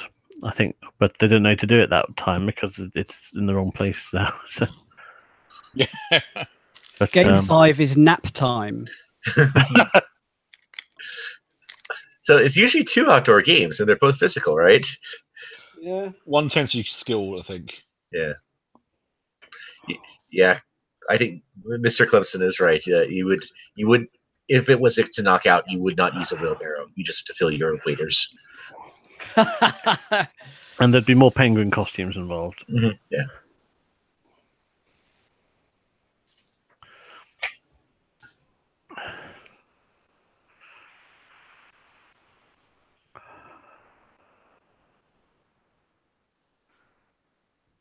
You have 3 musical acts to look forward to this evening. Kovacs, Aloe Black, and Vanessa May, but not Vanessa May who does the violin. But Vanessa May and Vanessa Mai are 2/4 of a superb Owen Connect sequence question. Some would say a half. With obviously with the. Is there a Greek letter Mao? No, it's Mu, isn't there? Not Mao. Yeah. But there is a Mao something, isn't there? Oh. Well, dead mouse, I suppose. Mm-hmm. So yeah, it would have to be a picture of Vanessa Feltz next to 3/4 of dead mouse, probably. Or Chairman Mao. Mm. Or MAO. Oh, this is the show that there is a cat breed called the Mao. Actually, 2 breeds technically. There's a what? Cat breed. Oh, Yeah. really? Okay. Yeah, they're a type of tabby. Okay, so we could have Mae West, Vanessa Mai, Chairman Mao, Mm-hmm. and a cat Meow. Yeah.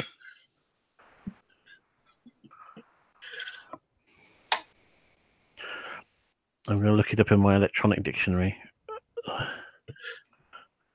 Google.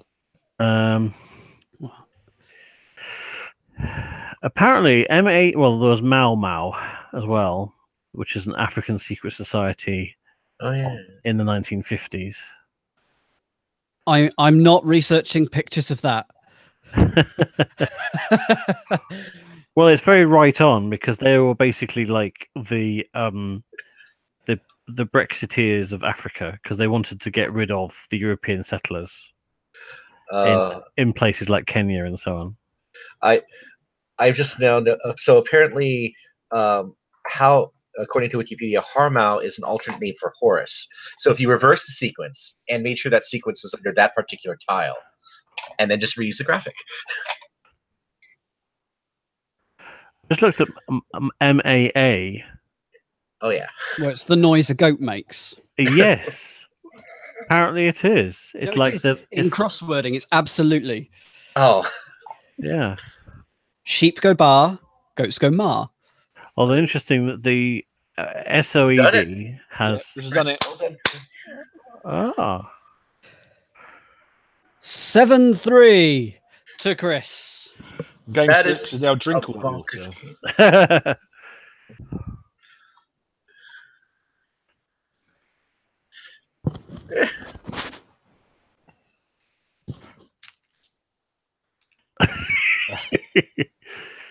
Oh dear.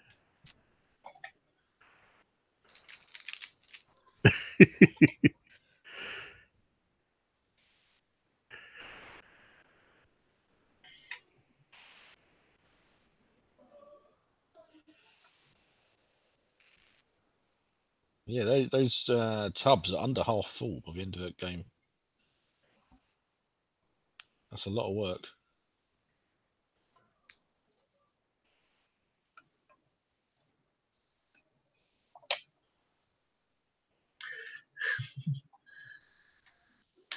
That's good cameraman the shot. Just get himself. Just go in there and get yourself wet.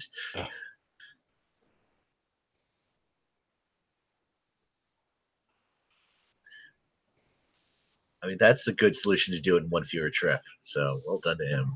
What did he do? He completed basically in one fewer trip, right? Yeah. Yeah. Just by being a little more careful and not spilling so much. That's the name of the game. No, I believe it was called Water Carry. So oh boy. I'll be here all night, everybody. Ooh, they get people to put the shoes on for them. I need one of those.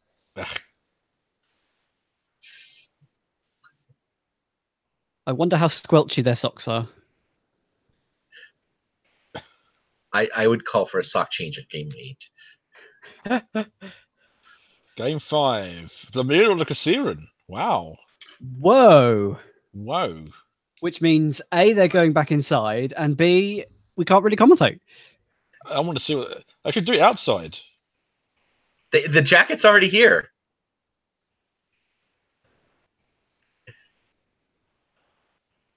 Oh no, that's not their jacket. That's his outfit. No, wandering back into the studio. That's always fun. Well, yeah. I can pull up my quiz if you would like. I think you should. Okay, let me wander over to my computer and sort of straighten over. Ooh. There you go. I'm sending you to everyone now.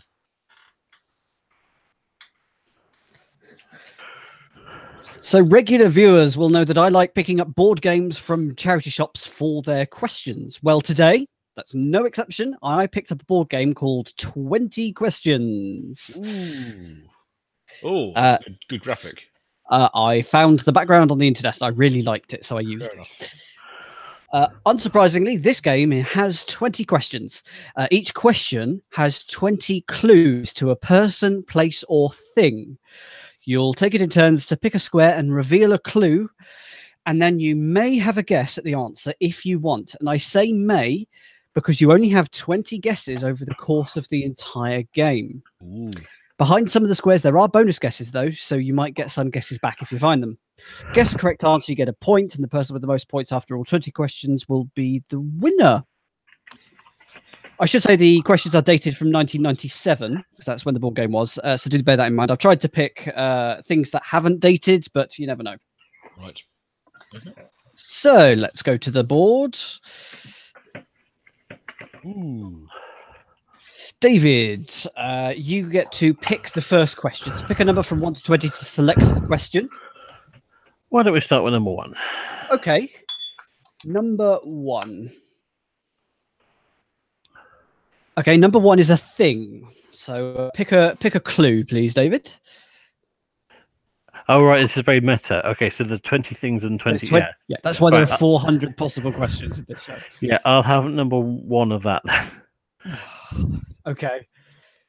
I'm a chopper, but I cut down no trees. Trees spelt wrong. Okay. Would you like to... I'll have a guess for fun. Yeah. Okay. A helicopter. That is correct. Well done. And you get a point. So let's take a look at some of the other... I have no wings, but I can fly. Bonus guess there. You can hear me coming. I'm used by the military. I have a motor. I could travel at 200 miles an hour. My name means spiral wing to name. But a few. Okay. Oh, whoops. Oh, okay. Oh. So that was number 1. Scott, please pick a number. Number 12, please. Number 12. Number 12 is place. Number 9. My people are Buddhists. Pass. Would you like to play? Okay, Nick. Number 2. I'm in Asia. I'll have a guess. Okay. Thailand. Is the right answer. Come on. Oh, blimey. Okay, some of the other clues. Bonus guess there. I'm the only Southeast Asian country never ruled by Europeans. I border Laos and Cambodia. Phuket, Pai Pai, and Krabi are in me. I have elephants. My capital is Bangkok. Bonus guess there. Anna visited my former king. I didn't understand. The King and I. Right. It's the plot of The King and I, There we etc., go. etc., etc. I'm sorry you put all the effort in, Dan, and we're getting it really. Yeah. Okay. Nick. Number 20. Number 20 is Thing. Number 1. I have nights but no days. Are you a chess set? So you're gonna have a guess. Yeah. Is correct. Hooray! Some other clues. I'm often drawn. I'm not in the mafia, but I can employ Sicilian defense. I'm a game. Until recently, humans played me better than computers. I could be traced back 500 years. Some of my members are holy, and I believe in the superiority of women. Ah. So, David, back to you. 13. 13 is a thing. 13 again. A wizard once gave me away.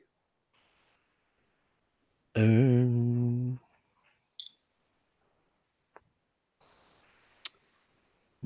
Okay, Scott.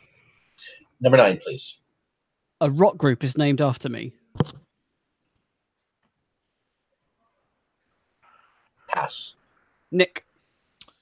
3. I can weigh between 8 and 12 pounds. Ooh. Nope. No guess? No, I'll pass. Yeah. David.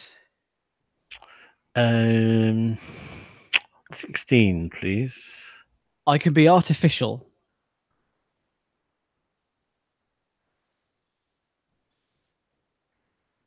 No?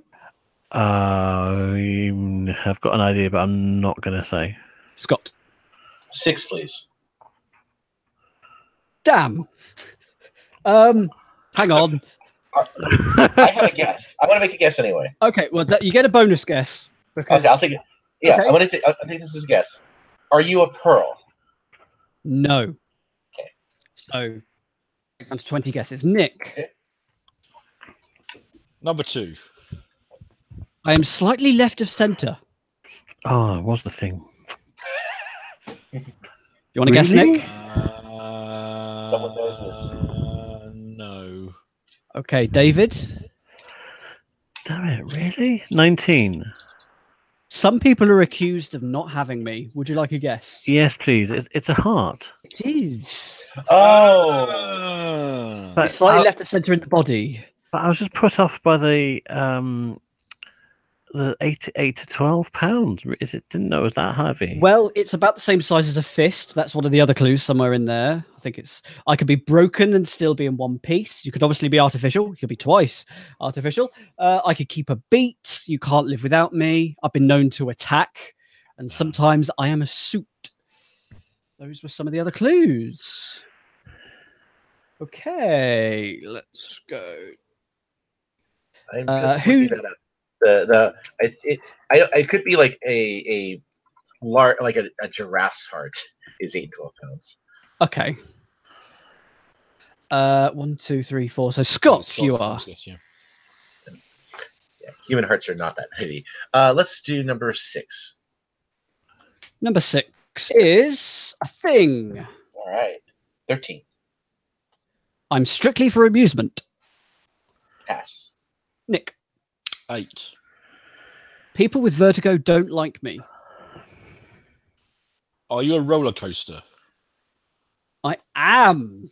Well Blimey. So glad I typed all these clues up. Some of the other clues were originally I was made of wood. I have cars, but I'm not a road. I'm bigger than a bread box. If I'm good, I'll leave you breathless. My curves make big men squeal, and I cause some people to completely let go. Wow. Okay, And Nick. We're still thinking of trying to figure out what was the first of the purpose-built coasters. Because I guess it was wood. Because before it was just like part of a mining cart. I think one of the other clues was I was first built for the 1904 World's Fair. Oh yeah, the first purpose-built. Because there's that whole segment about Russian. What are they called? Russian railways. Where that's the nickname for them. It was called the Trip Trap Railway or something like that. Yeah, and Mock Chunk was the first purpose-built. Yeah. Nick, pick a number. No, 15. 15. Oh, that's 13. 15. It's a person. Number 4. I'm a male. Would you like a guess? Do you know what? I might pass. David. I will go for 1. I'm a comic strip character. Would you like a guess? Doesn't really narrow it down, so no. Scott. 15. You get a bonus guess. No clue, but get a bonus guess. Would you like a guess? You are Popeye. I am not Popeye, but worth a try. Nick. 12. I should say you don't have to take bonus guesses immediately. It just adds on to your total. Yeah. I wear blue trousers.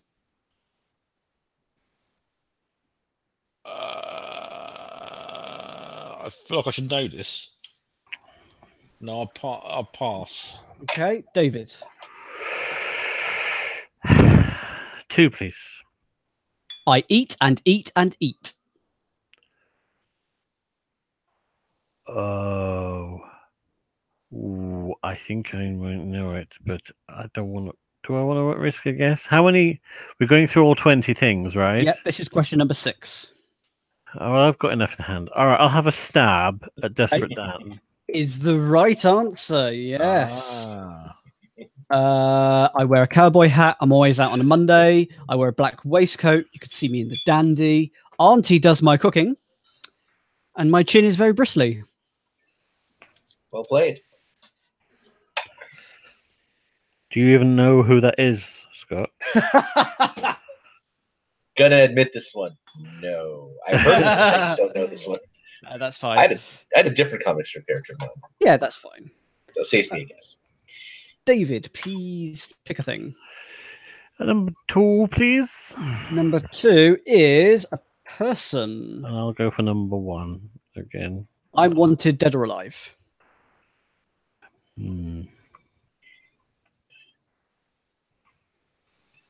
Could be a lot of things. Nope. Sorry. Scott. 7, please.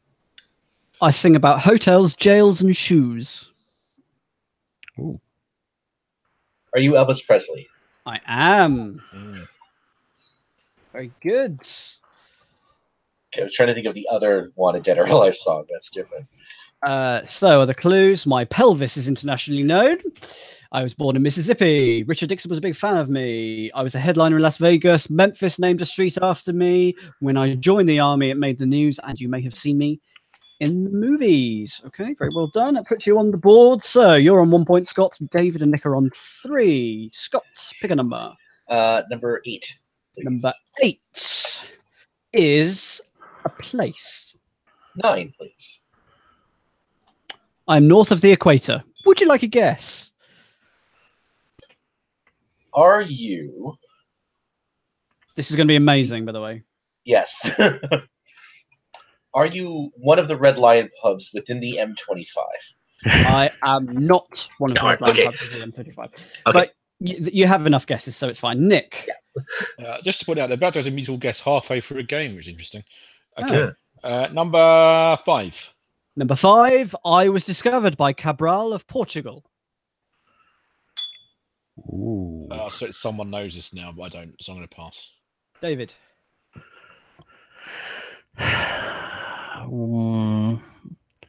Lots of Portuguese things. I will go for 3, please. Magellan, how do you say it? I forget. Yeah. He sailed to my shores. Like a guess? No. Okay, Scott. Number 12, please. Bonus guess. Are you the Philippines? I'm not the Philippines. Nick. 18. I was originally inhabited by Indians. Are you America? I am not America. David. Oh, back to me already. Yep. Number 2. I got my name from a kind of wood. Oh. Really? Can't even think what that would be. Nope. Scott. Number 10, please. Most of my people speak Portuguese. Are you Brazil? I am. There we go. 2 points to you there. What I was really hoping was that someone would reveal the clue. I don't know where it is. That says I am south of the equator. Yes. That's because I thought that's where you were going. There it is. It's number 1. There's an I'm a north of the equator and I'm a south of the equator. Because it's just lovely. I touch all the countries on my continent except 2. I have 2 waterfalls higher than Niagara. Football is my favorite sport, and I have over 6,000 miles of coastline. Very well done, Scott. Yeah. And It's the wood one that gave it to me. Oh, really? Yeah. Whose go is it? It's mine, I think. Nick, pick a thing. Number 19. 19 is person. Number 1. Whoopsie. There we go. Number 1. Count me out. Right. I'll have a guess at Frank Bruno. It is not Frank Bruno. David. That's. I see where you're going with that. Might as well go with number 2. Okay. Garlic has a powerful effect on me. Oh, God. Is it perhaps Dracula? It is. It is. Count Dracula. Have a point. There we go. Some other clues. I like blood. In 1897, Bram Stoker wrote a legendary novel about me. I'm an Eastern European. My eating habits are horrifying. Bonus guess. I could keep a dentist busy. And my name means son of devil or son of dragon. Oh. Well done, David. Dr. Acula is terrible. Do not go visit him. David, pick a number. 3, please. Number 3 is a person. Okay. Number 1. My barge does not carry freight. A person. Sounds like a euphemism.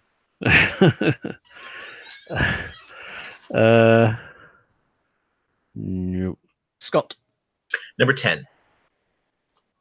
I went to school at Stowe College. Pass. Nick. 17. I'm definitely not full of hot air.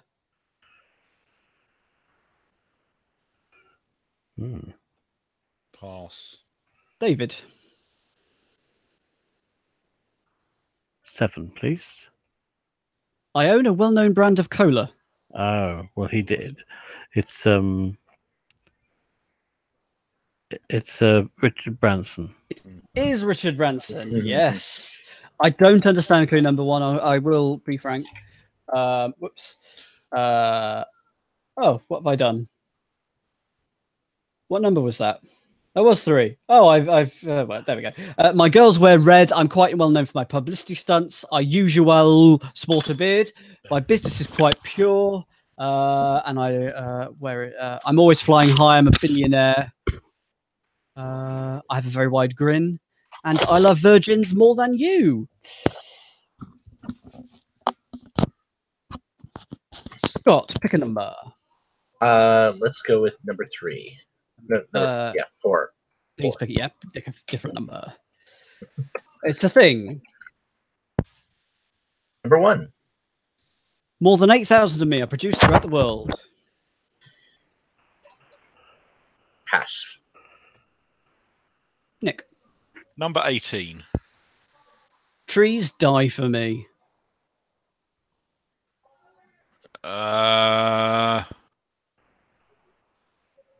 You're a magazine. I'm not. David. Oh, yeah. I think I know what it might be. 20. The royal family helps fuel my sails. Newspapers. It is a newspaper. Sorry, I couldn't accept magazine. No, it's fine. I was confused about 8,000. I thought 8,000 of total rather than 8 different ones. Yeah. I'm bigger on a Sunday. You can pick me up on a street corner. I keep you informed. Regardless of my color, I'm usually red. I had all the other clues up for describe myself. So that was question the 11th question. So question number 12. Nick, please pick a thing. 16. 16. I can exclusively tell you and everyone else that it's a thing. Number 6. I can be found in a field or a box. Are you a mouse? I am not a mouse. David.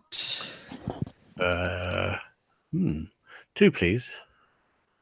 My goalie isn't the only one with a net.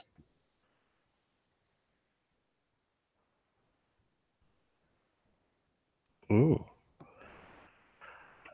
Okay, let's have a stab at hockey. Scott. Number 8, please. I can have up to 10 people on my side. Are you lacrosse? Yes, indeed. Wow. Which is why when it came up earlier, I was quite pleased.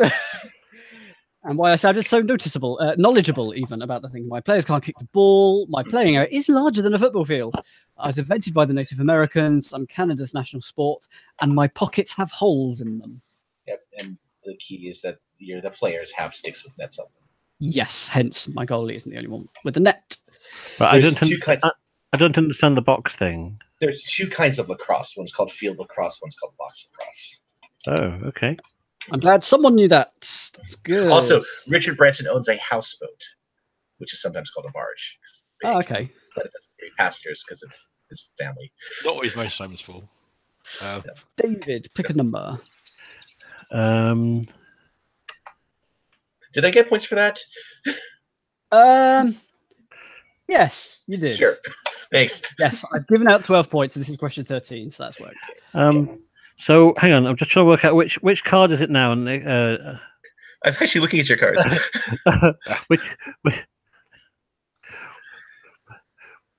which card is it now, Dan? Sorry, David's cheating. Is it that one, or is it this one, or that one, or? Oh my word! No, I'm not cheating. I have about 4,000 of these. It's not. It's actually not physically possible to find which one it is in time. He says. I just saw the top one, which is that I'm not on EastEnders, and the answer is corn. I don't even know what you're on. Right, number 5, please. Number 5. Right, so we know that he's winning because he's cheating. So that's absolutely fine. How did I get 37 points? Yay! I'm in the lead. You're on 3. It's a place. Number 5, please pick a number. 15, please. Okay. One of my old rail stations is now a museum. Oh, I might know that one. Oh, one of my old rail stations. Are you going to have a guess? Yeah, well, this is really awkward because I'm from an area which is pretty well known for its railway station museums, and I don't think it's the one that I'm from. So I will have a guess at York. It's not York. Ah. Meanwhile, Henssler's just won Blue Series, so we'll go back to after this round. Yeah, number 2. Number 2. The House of Chanel calls me home. You Paris? Yes, I am. You found one of the easier ones there. Madame Lafarge once knitted here. The island where I started is still in my heart.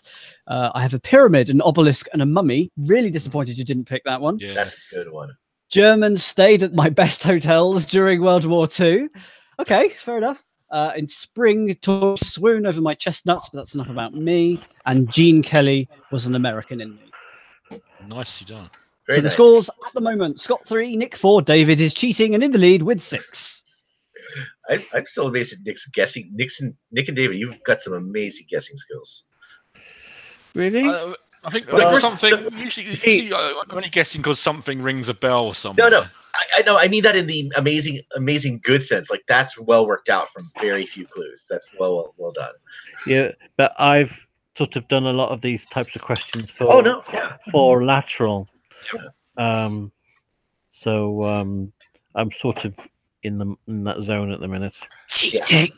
But I just like that. It's just like, when the answer like well worked out. That's just a straight up compliment. Thank you very much. In the meantime, Zigzag looks like great fun. It's try and keep the ball on the track as far as you can. Isn't this what you just said? Game the first game was. That's sort of more 3D. You're explaining it well again. Yeah. One was a series of 7 different inclined ramps where if you tilted one, you tilted all 7 of them. And you had to guide the ball from the top ramp to the bottom ramp so that they fall over. This is very horizontal. Oh, that one. Yeah. Another one you mean. How did you not get that from my description? Because I thought it was more like drain pipes and things, not like the wooden thing that I remember seeing before. Yeah. Fun fact: this has been played as a supersized version of this. Has been played as an HOH competition on Big Brother in the US. Oh, okay. I'm surprised this hasn't been adapted into a UK daytime format. Give it a week.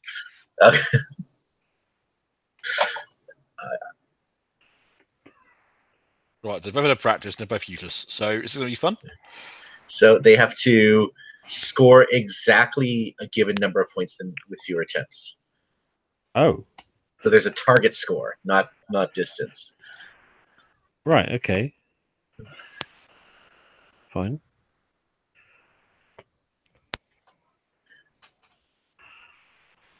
Just reading back through my through just comments. You read a wise keyboard and mouse rig. I've got one. But the thing is, because I have my main television showing Rob and hang out on my monitor, it's much smaller. If I'm messing about that, I prefer to do it at the desk. There you go. That's some fun explanation for you. Right, so the target's 330. Stefan has scored 10 on his first go. 20 Questions is one of those board games, Dan, that actually came out with a set of extra cards. So the thing is, I've actually got not just the original game, but also the additional set of cards. So there's about 400. Yeah, I've got 300. It's a lot. It's great. It's great fun though. But interestingly, the whole thing fits in the original box. It was like one of the early ways in which they sort of planned ahead for DLC, if you like. Oh. I should check if that game is still there. Okay, they're out. One of my games is digital. They're releasing a very limited collector's edition for $65. I liked it, but it's a lot. Ooh. Oh, 80 points. Okay, 100 to go. He can do it in one. Right, so you have to get exact amount of points out go to each round, but what happens if it do go over? I believe it's like darts, like it just doesn't count. Okay. But the ball would still count, yeah. Yeah. Yep. Okay. I'm quite irritated by the random design of the path, though. It seems very un-German somehow. Oh, 90 points. Well, I think it should be like fat at the start and really thin at the end, and not sort of this. I wonder if he'll get naught here. 10.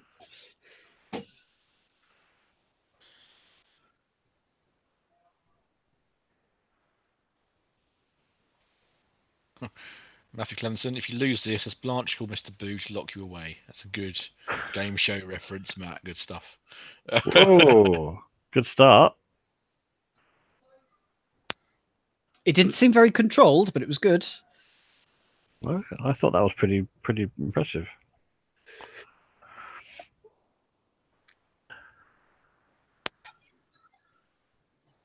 Because if you get up speed, you sort of tend to get an extra 10 points anyway, just out of velocity.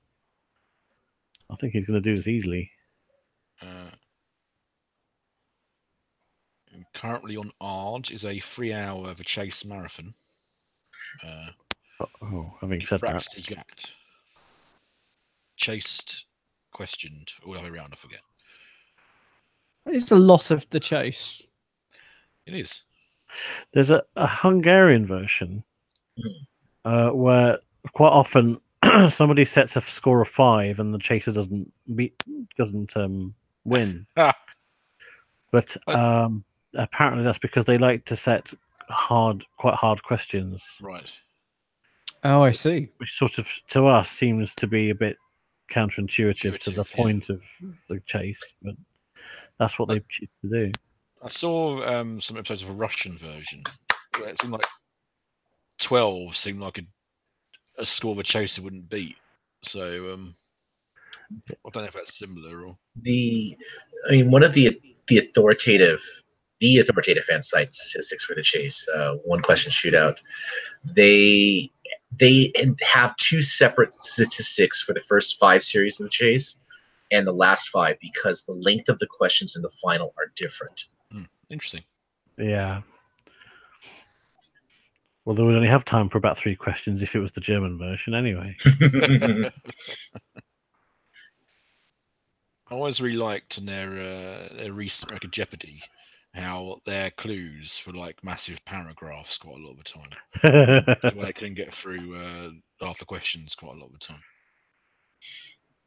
It's one way to cut down the budget if you're on a digital cable channel, I suppose. One of the things I like about American Jeopardy is that sometimes they're like, especially if it's a crossword or writing clue, the clue is just 2 words, and you just have 3 contestants just try to think it out very fast. So if there's a tie, no, what disaster! So yeah, that just counted as a blank. Yeah. So if there's a tie, do they do like a 1-ball shootout, or do they just sort of scrap around? Yeah, probably.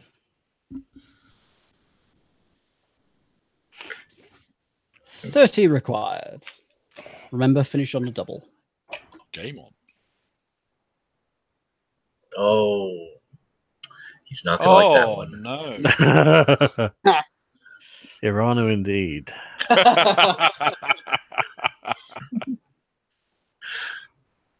You need to sort of land on the 20 to. That's it. That's well done. That's very beatable. Yeah. Don't choke this up. I'm quite looking forward to seeing if he does take 7. Such bad luck, really. Because effectively that cost him like 3. Oh, that's good. I can imagine you could get quite good at this. Yeah.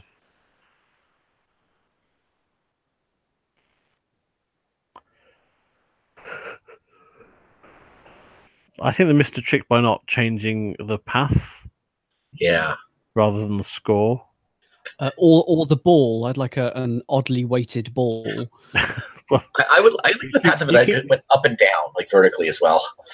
You keep your medical problems to yourself.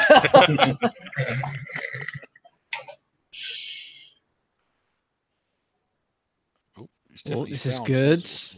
90. 40 required.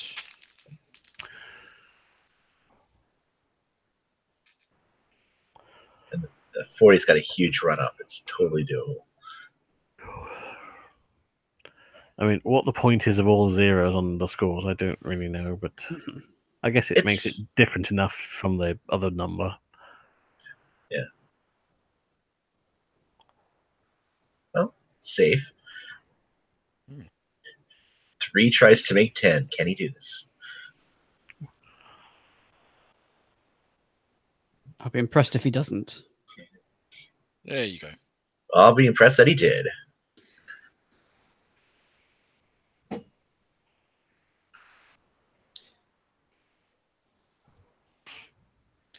$470.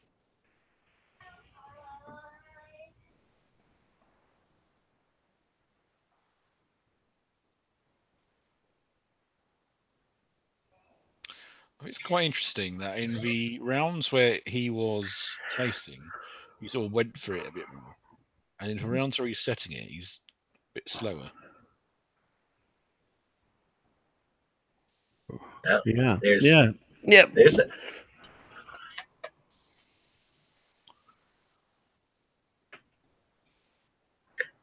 This is really tense. Oh, that's good. 90. That's what you want to see.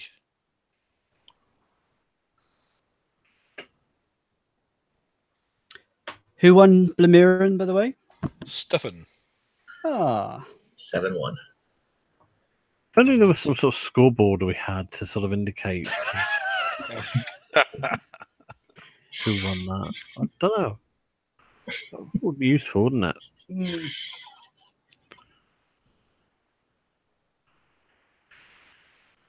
130 to go. What's this time battle thing that we've been tweeting about? Oh, someone mentioned it. Gyroscope mentioned it at the bar a while ago. Hey, Century. What's done? I've been advertising it during the breaks tonight. It looks quite fun. It seems to be some sort of similar Henssler style skill games with some sort of large time element involved. So I'll probably end up watching that next week. from 100 to 10. Could it be the next Oppenhovel's countdown? Who knows? Is that like Schrodinger's cat? No, Matthias Optenhovel used to host Schlag and Rab, and then he moved over to a different channel and they gave him a quiz called Optenhovel's Countdown. I assume not the It's countdown not like one? countdown Okay. like we've got. No, it was like basically Rob goes for clock effectively. It wasn't very successful. I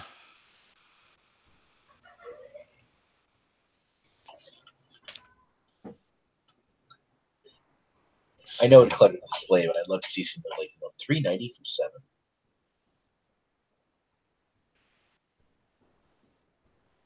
Ooh. Yeah, it needs to be some sort of average score graphic. Yeah. 300 from 6. He needs 50.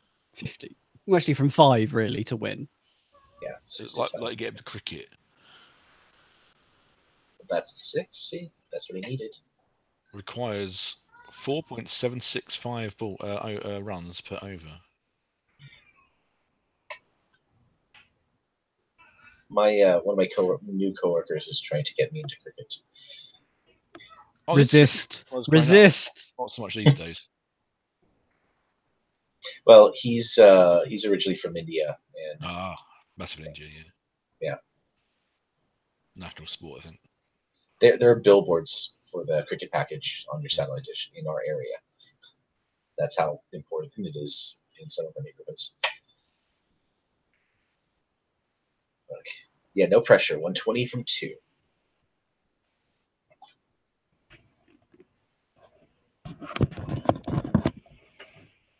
Oh. Hey! Wow. But it's still now not a question of power, it's control.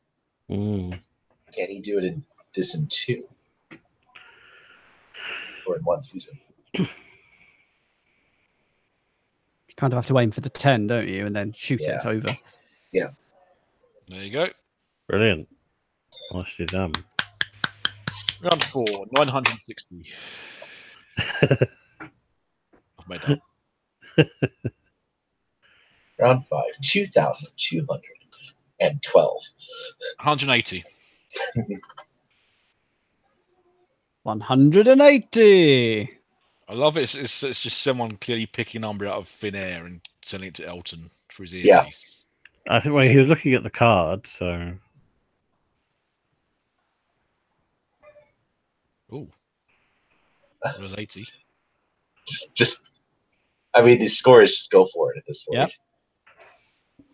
I think the par for this course is 3. I now want to go back and watch that the golf cricket game again.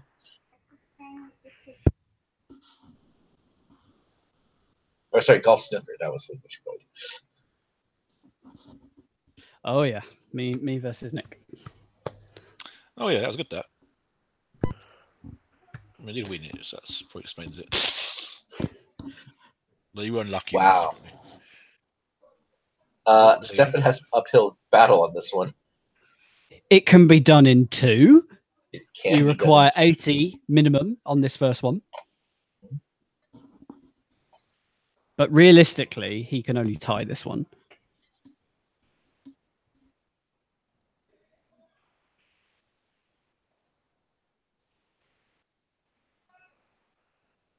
Okay, he can tie. I mean, 115 2 is quite a lot. He's a minimum of 50 to stay alive. If he loses this, Chris wins the game. Good, that's 80. So he now needs... Thank you, I couldn't work it out. Maths! Don't think you'll get it. 70 to tie, anything else will lose.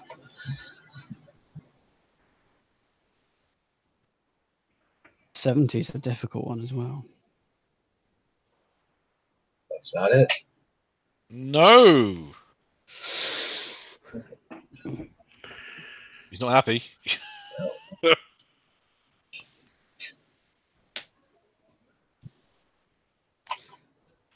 Another So, 6 points to Chris. To Christopher.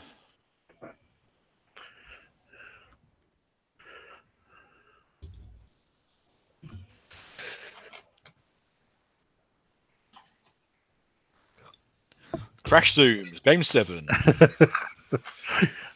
didn't know you were directing this. Double disc court. Double disc court. I'm going outside again. Mm-hmm. Ah. That's the grass. Ooh. What's the opposite of zoom? Pan out. Crash, pan out. No, zoom out. Oh, yeah. You'd have thought someone who had worked in TV could have worked that out. Now he's a zoom out from a car wheel. Showing the car. Cut to interior. Another zoom out. I'm balancing your calmness with the shots of the director's gallery from the original Crystal Maze, that video that's on there. Yeah, my friend David Croft. Yeah. Yes. It's absolutely brilliant. I mean, I love watching it just because it's just fun. Right, we better get back to the quiz, I Let's guess. get back to 20 questions. Let me wander over to my computer and change the... What's the point of having a wireless thing if you don't have a wireless mouse? I've got a wireless mouse, right? But I think I can't see my monitor very well from my seat. Get some wireless eyes, then. I think in theory, I could just... No, a telescope. I could just put the Google Hangout thing on my main television screen, but I don't want to. So there you go. Okay, we've had 13 questions. It's currently 6-4-3 to David, Nick, and Scott. So question 14. Scott, please pick a number. Sure. I will pick... I'm on the wrong screen. Number 18, please. Number 18 is a thing. Number 1, please. Okay, number 1. Benjamin Franklin tamed me. Are you electricity? No. Okay. By the way, I will say, in defense of Nick, what you need on those wireless mice is a switch called "Make the Mouse Pointer Bigger." Yeah, it's not a mouse pointer. It's the little buttons I have to press to change the. Oh no! I've had shows where I have to do a tiny mouse from 20 feet away. That's fun. That's fair enough. Nick, pick a number. Number 2. I come and go in a flash. Lightning. Yeah, sorry, Scott. No, that's right. I think it was 1 of 2 when you picked the wrong one. All the other clues were going to point to lightning. So people used to think ringing church bells would keep me away. Bonus guess. I kill people but never go to jail. Ooh. I hit the earth 100 times each second. I come in sheets on summer nights. And I occur naturally. I'm glad we're not on Twitch because that's a clip button right there. Ah. Nick, please pick a number. Number 9. Number 9 is a place. Ooh. Number 9. Have 5 chiefs, but no Indians. If I can know this. No? No, I'll pass for now. David. I've got an idea. 17. I'm famous for the shape I'm in. Oh. Well, that's changed my opinion. I will have a guess for the Pentagon. It is the Pentagon. Yes. See, now I thought I was going to go with the Supreme Court, but the Supreme Court's not in the Pentagon, is it? No, it is No. not. So And- the Pentagon has 5 heads? Yeah, yes, the chief of the Army, the chief of the Navy, the chief of the Coast Guard, the chief of the Air Force. Yeah, they're all separate. That was 4. Yeah. Oh, sorry. Joint. Oh gosh. 9 anyway. Head of state? Chief of state, is it? I don't know. It's specifically Marine Corps is the one I couldn't think of. I was finished in 1943. I'm very defensive about my work. I'm American. I contain a 5-acre open courtyard. I cover 29 acres. And I'm like a 50p piece with 2 less sides. If you had My given me, laundry, fortunately. if you had given me that clue, I would have actually taken my stack of coins because I actually have a 50p somewhere in there, and I would have dug around, and you would have heard all of this. Why do you have a 50p? I don't know. I have a 50p and a 10p somehow, and Okay, David, please pick a number. Number 7. Number 7 was going to be a thing. Just 7 again. You can pick me without choosing. say it. A nose. No. You lose a guess for that. Scott. 11. I'm close to the edge. Are you Bono? I am not Bono. Okay. Nick. Number 14. You get a bonus guess. So no clue for you, but you can have a guess now if you want. Or you can pass. I'll pass. Okay. Oh, you didn't guess. So, David. 4. I have a long neck and a flat back.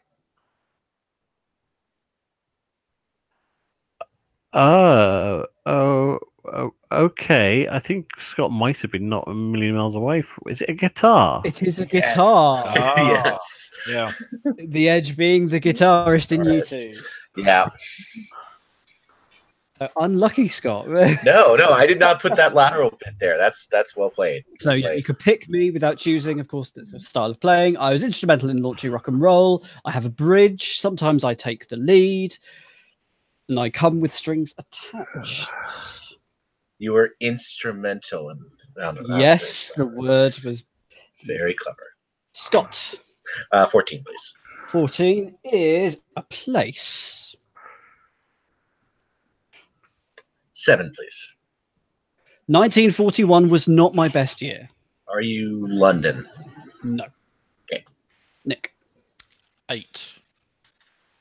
Bonus guess. Oh God. Are you Poland? Not Poland. Oh, okay. David. 13. Bonus guess. Oh, So, first one had. actually, it's a bounce guess because I couldn't spell it right. I have to check 400 of these, okay? Right, but I'm allowed to take a guess. How many? You can take it now. You don't have to take it now. Okay. So let's go with Japan. Nope. 12. Most people remember me in December. Oh. Mm.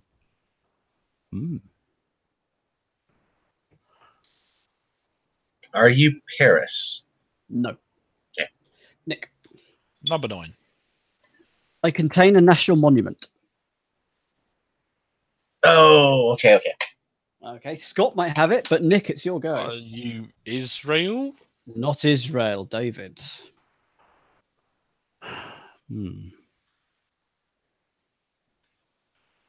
3. I am north of the equator. Great.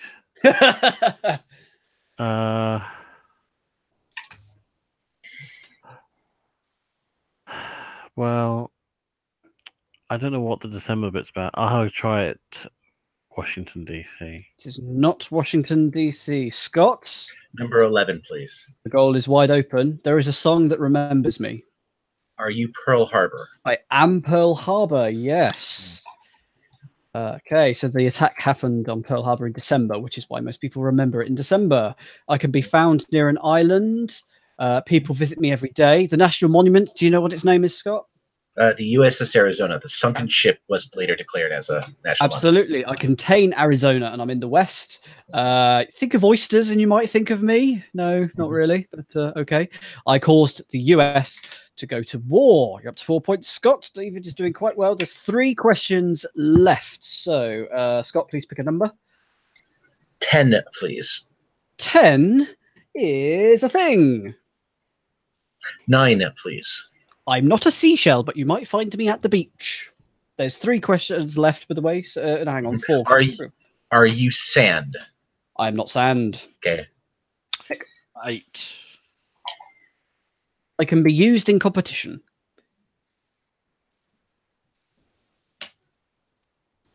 Pier. No. David. We're back from break. 12. I am a disc, but don't put me in a computer.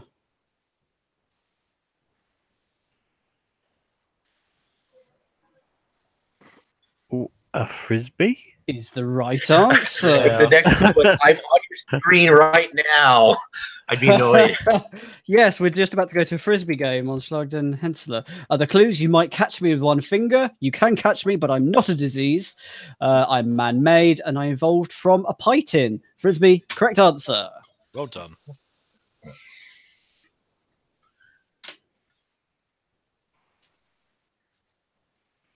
Frisbee So- is a trademark. Be careful. So presumably the idea is you just got to get both of the discs into your opponent's square, so that they get one disc each. They have to throw it into the other, and if I presume if it doesn't land in the square, you lose, and if both of the frisbees are in your square, you lose. Is that the idea? What else could it be? What else could it be?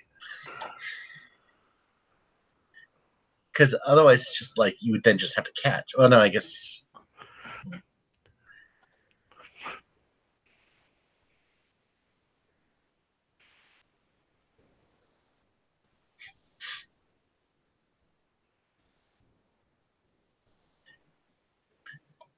Yeah, actually, that's a fair point. Thank you, Thomas. So, Dan, did you know the games that were played in advance? Because now we're getting into little. Out of 20 PowerPoint slides, 2 have been related so far. Oh, you wait till game 12.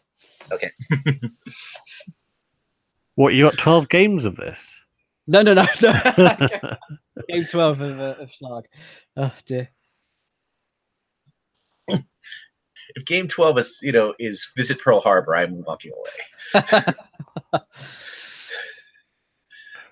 Players play with 2 discs, get 2 points if both frisbees are in the opponent's field. You get 1 point if the opponent's disc hits the ground outside your rectangle. There you are. Thank you, Rosaura. What did I say? But I do like the sort of the waiting. Mhm.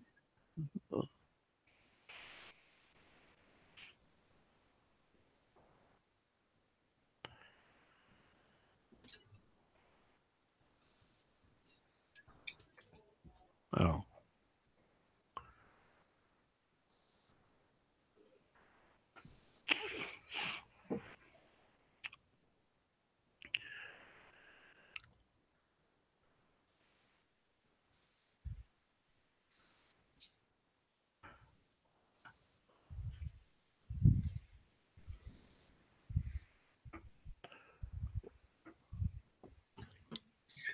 Now it's a course of how do you control this in flight while running. I used to know people who played Ultimate Frisbee back in the day. I don't know if they still do. This is 20 years ago. But... My friends still play it. Well, the only contestant called Bruce Lynn plays it Hmm. when he's in California, and he tweeted the other day that he'd managed to do a Johnson, which is some kind of interception midair, and it's the first time he's ever managed to do it because it's such a kind of pass-heavy game that people have got so good at it that the passes are so reliable that it's so rare for him to actually get an interception. So it's not just a point of where it where it lands. It has to not skid out either. Yeah, it's only worth one in that case. And as soon as one is out of play, that's it? Yep. Okay. Oh, no. They both got 1 point there, interestingly. Interesting. So Stefan maybe shouldn't have been quite so hasty to throw. But remember, if both of them get into your side, then that would be 2 points to your opponent. So Stefan definitely gets a point because Chris's Frisbee landed well out. Does Chris get a point? No, he doesn't. No, because he didn't. It hit it ricocheted against his hands. Okay. So you should know this, but I'll ask this anyway. If the sport of ultimate frisbee has a trademark in its name, so what is the non-trademark version of it? Frisbee. Pluto Platter. Ultimate is the trademark, isn't it? No, frisbee's the frisbee's the trademark of the disc, so therefore they call the sport ultimate. Right. I see. I zagged when I should have zigged. Yeah, but there's only 2 words you could have gone with. Which I think ultimate as the name of your sport is very, very silly. Surely that's too of a. That's ultimate is too big a word, too popular word to copyright. Nice. But that's like saying you can't trademark the word apple.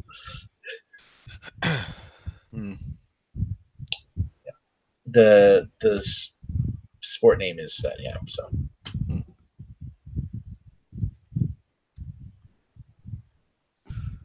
Stefan should get lots of points at that one, surely. Oh, No, but Chris gets a point. I don't understand this game. Right, Yeah. Stefan. The point is, if the game is still live when you throw, then your disc still counts. So if your opponent's one falls out of the square afterwards, but your one also falls out of the square afterwards, you both concede a point. However, if your opponent's one goes out before you've thrown, Right. then that's the point at which the game's dead. Okay.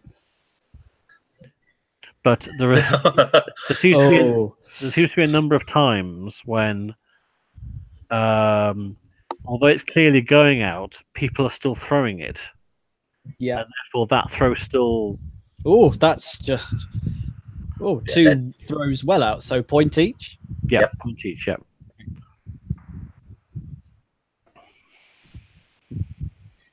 this is a sport that needs a whistle. It needs a slightly bigger square, in my opinion.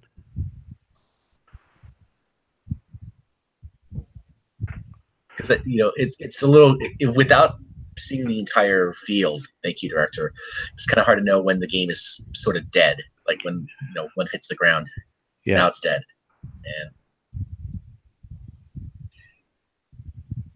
It's quite a large field. Yep, because he threw it afterwards and landed out. That concedes the point, Stefan. All right, that's round 1. Now we go to round 2.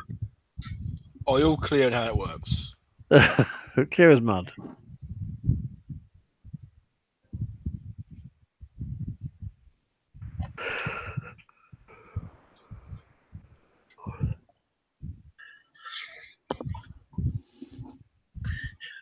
it's like I understand all the scoring, but if I'm playing this, is my strategy is just try to throw it forward. Hope for the best. Somebody's mic somewhere is very, very windy. Oh, sorry, I put my fan on because I was getting hot. Oh, it's partly. All right. Okay. Well, I can turn it off again if you like. It's fine. I've cooled down a bit. I thought it was on the broadcast. No. It's It's just because you're a sweaty man. well, yes. Okay, Oh, what a break! A spot break. How that was exciting! very random. I bought myself my own proper lapel mic this week, Oh, right. which is very exciting. But you have to get one of those mics that you sort of hook over your ear that look like a Rice Krispie has been There's attached. yeah, there's a Very cool. there's a particular name for them now, and I can't remember what it's called. Lip mic? No, it can't be. No, it's an AGC or something like that, like a activated. AGC is automated gain control, and that just means a mic that is on when you talk into it. Is it AGT or something? Activated. Yeah, for some reason, these are all raging French game shows. So I've always called them those kind of microphones as something. No, that's not the right word. I think it's this. Yeah, they're called. Most people I've known who've called them, you call them Madonna style or nude style, because especially if you're not intended to see the headset part, then it's just called a nude style mic or a nude mic. A headset mic? No. Yeah, headset mic is the general term, but those, if you are essentially choose one that is beige and not intended to really be as opposed to black, they should call that nude color because it pantyhose as well. I was noticing they're both wearing one similar to perhaps a bit bigger than I was expecting, but I cannot wear those. I've seen one reference to an E6. No, it's an IFB. Oh. IFB. An IFB, yeah. Oh, okay. Interruptible foldback. That's the fella. That's the in-ear microphone. if you're enjoying microphone chat, then do join us for our new weekly podcast. Yeah, because those are the ear. We use those for in-ear monitors, or we used to. Now, where the talent has to wear something in their ear. Well, no, the whole thing is called an IFB, but the earpiece itself can be called an IFB. But if usually it comes with the tube, and the tube is part of the IFB. So yes, okay.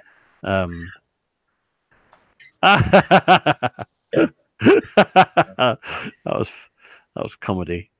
I can not. I've seen it done. There's lots of videos again on YouTube with gallery chat. I cannot talk while someone else is in my ear saying something. I will go mad.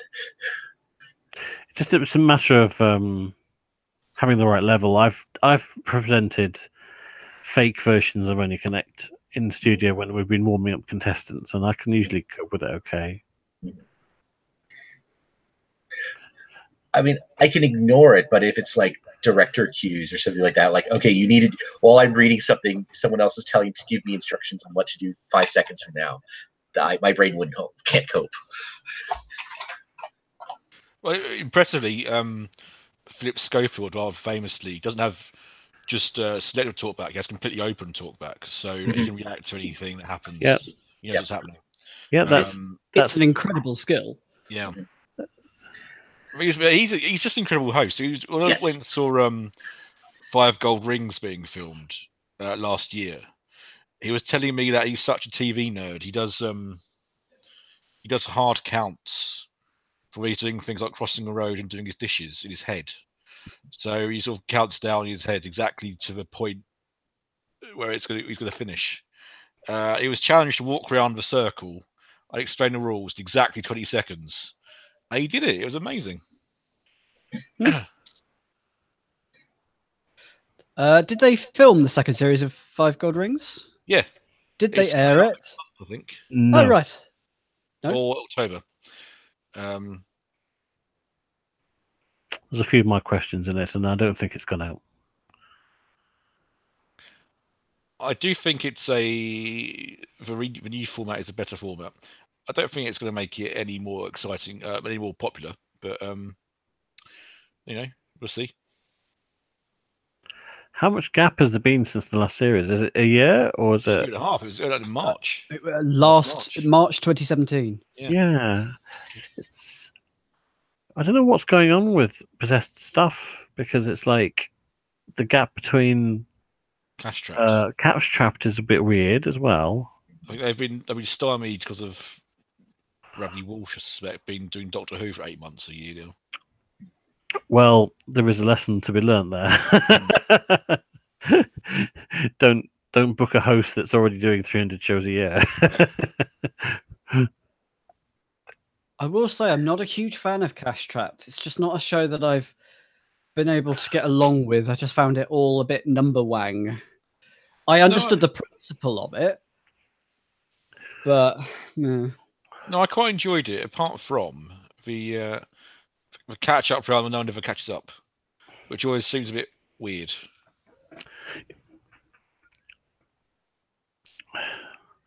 Okay, this is quite a good little set because Chris is catching up, getting a few double pointers. Yeah, Was it Chris out? Was it out? That was out. Yeah.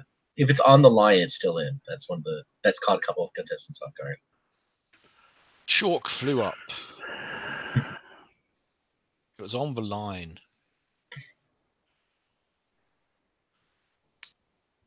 That's out.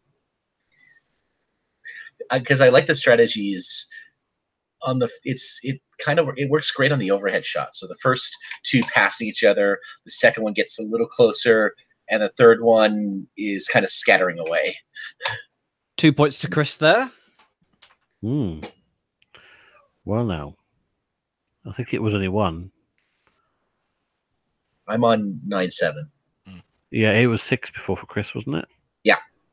So he only got one. Yeah. Still possible. First rally, second rally.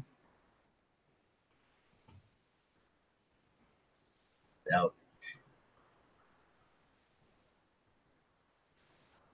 That's it. Oh, pump for Chris. Sorry. Yep.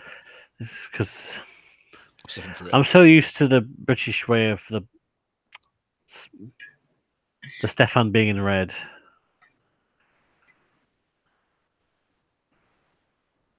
The celebrity being in red just seems much more logical. Either of them could win it. They're giving it. Oh, well done, Chris. It landed while the other one was on the side. It was still in that area. he takes it. Takes it. That's Wow. round 2. We go to a third round. Yeah. I will say the physical games have been really hard on the contestants. That was a bit of a marginal call, I would have said, but I suppose just about. Yeah. I guess it was just about in his hands, wasn't it? Yeah.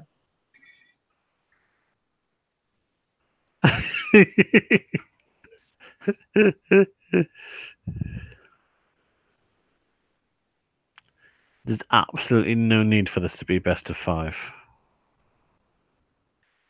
It's supposed to be best of 2 or best of 3. Oh, is it? Yeah. Oh, it's just that Stefan won the first one. Yeah. That's correct. All right, okay.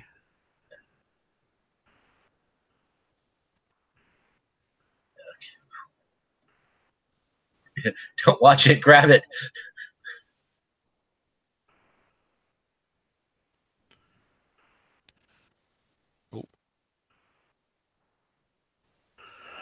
Oh.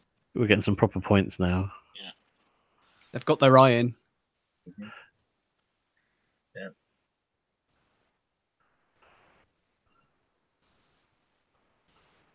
Yeah, if it touches the grass inside and then skitters out, that is still considered in. Yeah, okay.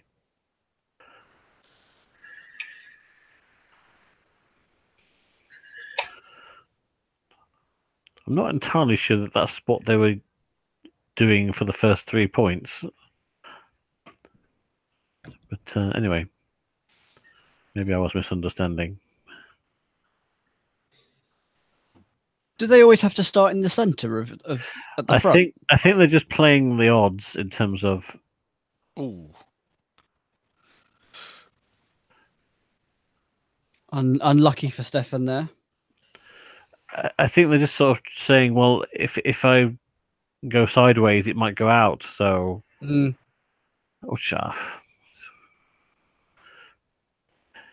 also it's much more worthwhile to try and get the 2 than the 1. So, but Chris has been that's nibbling out those for 1 Stefan. pointers. So I think if you can see it going out, then just ease up. Don't waste it. Claim your point. yeah, that was the mistake they were doing in the first set. Yeah. Stefan is throwing this one away. But it's still all to play for and forever to play it in.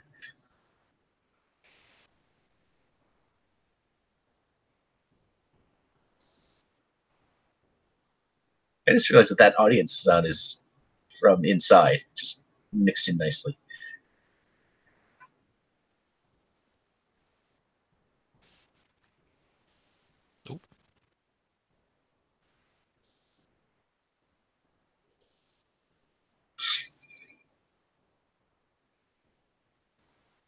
Gosh, come on, Stefan. Now that was a bit weird. It seemed to land out and then rolled in, and then rolled in, and then rolled out again. Yeah. So I That's think where it first lands. Okay, right. That would explain why I was so confused. Yeah. Yeah. What we can conclude is that they're probably not going to play this game again in the future. Yeah. That's it. Yeah, that one touched in. That's in. 6-1.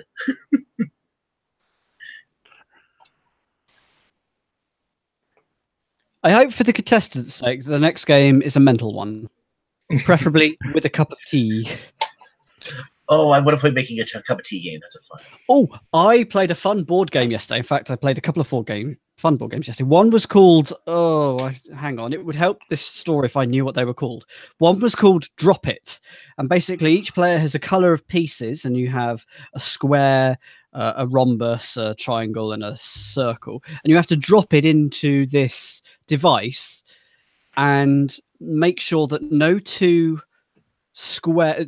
shapes of the same shape touch or colors.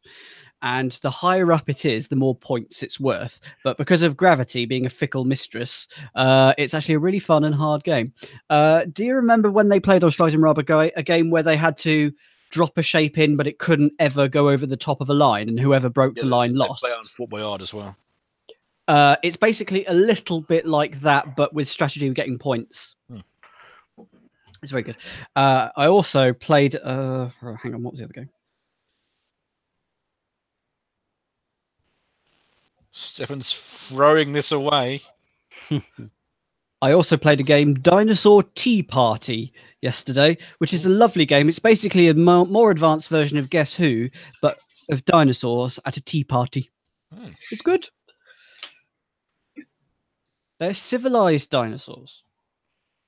I mean, how they get the little teacup to their mouths is a different question, but chickens. Some of them had chicken pets. You could basically ask, do they wear a hat? Do they have a pet? Are they eating? Are they drinking? It's a great shot. Yes. Good shot. God, must have been outside. There is currently on my Twitter feed, I am following the Monterey Bay Aquarium. The dinosaur at the Chicago Field Museum is named Sue, and they've started a Twitter war. And it's very interesting to see a museum and a dinosaur in a Twitter fight. You know, on the one side, they've got pictures of otters. On the other side, murder bird. So, Yeah. On the BBSDH feed, Thomas Priest about 3 hours ago. But if you do the top tweets, it's near the top of that list. Links to the behind-the-scenes episode of The Price is Right, when we're talking about talkback of things. Oh, yes. Which is a really, really well done thing. It's highly recommend you watch that if anybody wants to know what sort of. For me. I don't know why. Oh, really? Yes, it's not available in my country. I have to Well, PB to figure this out. I think it might be something to do with the weird way in which the American market means that. I think Chris has got this. Point. He's won. Is it because like that's technically an episode which some like local markets are meant to pay for? Oh, Pay for the rights for. I think they just flagged it as just not available and never bothered changing it back. Oh, okay. Yeah, it's just like one of those things. Like I clicked on it, like, not available. In my But country. how does that work though? Like, I'm a certain affiliate in a state, right? And I'm paying a lot of money for episodes of Jeopardy to be available for my customers in Alabama. So, like, how does that affect customers in Tennessee? They don't. That's. I mean, when let me hold on. I missed the question. Could you repeat that? So, like, how does it work with like effectively the American versions of iPlayer in the States when the market is so compartmentalized that different different people would be allowed to watch different. Like, if it might be an ABC affiliate in Tennessee and it might be an NBC affiliate in California that broadcasts Jeopardy, right? You normally have to log in with your zip code as well on your account. Okay. If it's first run syndication, they would do something like that. But even in terms of first run syndication, they tend to send those episodes all out at the same time because for water cooler chat and all that. Yeah. For reruns, it's all fragmented and individual, but that's completely different. Shall we finish off? 20 questions. Last 2 questions. Yeah, I'm just pulling up the screen share, whatever it's called. But we did mention. I was just mentioning to Dan we were talking about filming, and The Price is Right takes about an hour 7 to film. Yeah, well, because if anything goes wrong, they just go, "Oh, it went wrong," and keep it in. Well, it's also they can move. They are so skilled at moving and setting up that they know all the marks, that they know where to set things up. They can just do it. So it's kind of nice actually that there's very little downtime. Which I greatly prefer as an audience member, to be honest. Especially on a show like The Price is Right, where the audience has got to be super excited all the time. Yeah. America. They are. Especially the best part, if you stare at the front row of the audience members, those are people who have been in the queue since usually 2 a.m. So, yeah. Not that you would know. That's great. You had a great team. Whose turn is it to pick? 18 would be David's turn, right?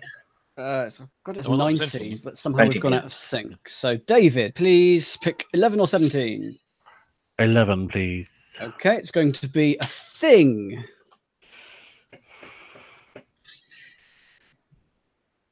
12. In Latin, it said there is truth in me. Wine.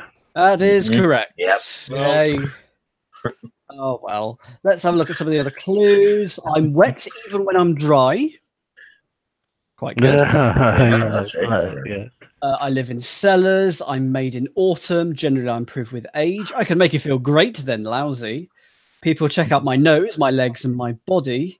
And I'm the result of a pressing engagement. Final question is going to be 17. Sorry, go on. I said I went to a wine tasting recently, and they served everything fresh out of the barrels, and I had it, and that of course makes me do the important joke about what do you call the hole in the side of a wine barrel? There's a proper term for it. I don't. It's called the bung hole.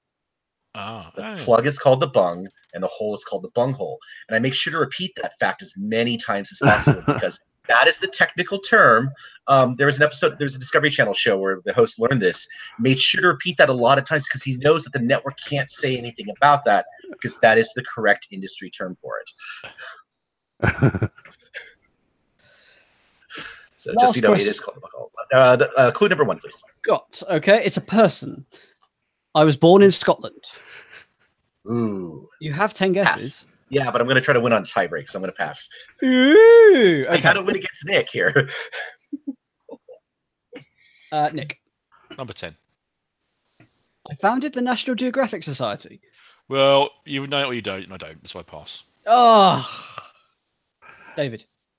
Uh, Probably does know this. well, I have a name. I don't know. I don't know if it's the right name. 13, please. This will probably be a really easy one now. I'm a 19th century male. Well, that fits what I'm thinking about. Okay. But I think it's quite funny if Scott can get it. So Well, I'll say what I think. Well, Robert Scott. It's not Robert Scott. Okay, well that's good. Can I just point out, even if Scott does guess it right, I have 9 guesses to my 10. So I need one of the 2 bonus guesses on this Oh, to that's have true, a I suppose. I chance. didn't see Yeah, that, to yeah. get a chance to tie. So if I get a bonus guess and I guess it and I get it right, I have a chance to tie. So Number you're 7. after a bonus guess. I have to get a bonus guess. Okay. Number 7, please. My assistant is Mr. Watson. I will just claim the point. I'm going to go with. I will pass. Actually, I'm going to pass because I don't know. Because I don't know. Actually, I do not know. Not 100 percent sure. Nick. There are some easy ones in 17. here. 17. I established the Volta Bureau. I'm just trying to think. You've so far avoided all the giveaways. Mm-hmm. No, I pass. David. 4. My wife was deaf from childhood. Oh, yeah. Mr. Watson, will you please come here? It was Edison. Is wrong. Oh, sugar. Sorry. That's not Edison. Of course it's not Edison. Silly. Scott. Number 12. Number 12. Is it a bonus guess? Is it a bonus guess? It's No! not. I developed a method for making records. Sorry, records. I should have really proofed these. On okay. wax discs. Oh wow. Are you Bell? I need more. Mr. Alexander Graham Bell. Yes, I didn't actually need more. I just wanted you to say it all. That is Yes. correct. But I got the use of the get. Yeah, I'm trying to fish. I don't. There's enough clues. I think that Nick and David are going to get on the next round, so I'll just take. Yes, it was Alexander Graham Bell. So he did a lot of things for audio things. So he was an inventor. He taught speech. He is American, but he was born in Scotland. I don't entirely know how that works. I'm a scientist. I invented the telephone. There was the giveaway. And I invented an audiometer for measuring the loudness of sound. So after 20 questions, the final score, David has won with 10 points. Woo! Well done, David. Nick and Scott are tied with 5, but combine them, they equal David. I think it's important to And that was 20 questions. I had more guesses left than Scott, therefore technically I'm second place. Yes, therefore. And Yeah, Scott technically is you're right. last. Yes. And that was 20 questions. Hey, nice work, Dan. That was fun. That was very nice. Thank I you. just want to sorry for you that we managed to get something a bit too quickly for all the work I hate you all. put into it. I hate you all. What was the one? There was. We go both ways because there was that quiz we had with the where the final puzzle was connect these things, and I think we used the entire board. Oh, it was a gate or something like that, some 4-letter phrase, and we wound up going through all of it. Probably. Was that, Yeah. David Boddicom's Puzzle Mansion? Yes, that was it. Or something. It was before that. Yeah, that or before that. But it was one of those. The Twitter saw it. Everyone in the audience saw it. Just none of us could do it. Oh, what the one? No, you're talking about the one which was the words. The 4-letter one. Yeah, the final one was a 4-letter word. We could not come up with the 4-letter word. Yeah. It was heart, wasn't it? Was it heart? It was gate, I think, was the final word, something like that. Because he had picture of. We couldn't identify the picture of the people named Gate, and it was just. It was. I gotta look it up. I'll find it one day. But it was just like that was a fun, frustrating episode, especially for Twitter. So thank you, Twitter audience, for enjoying that.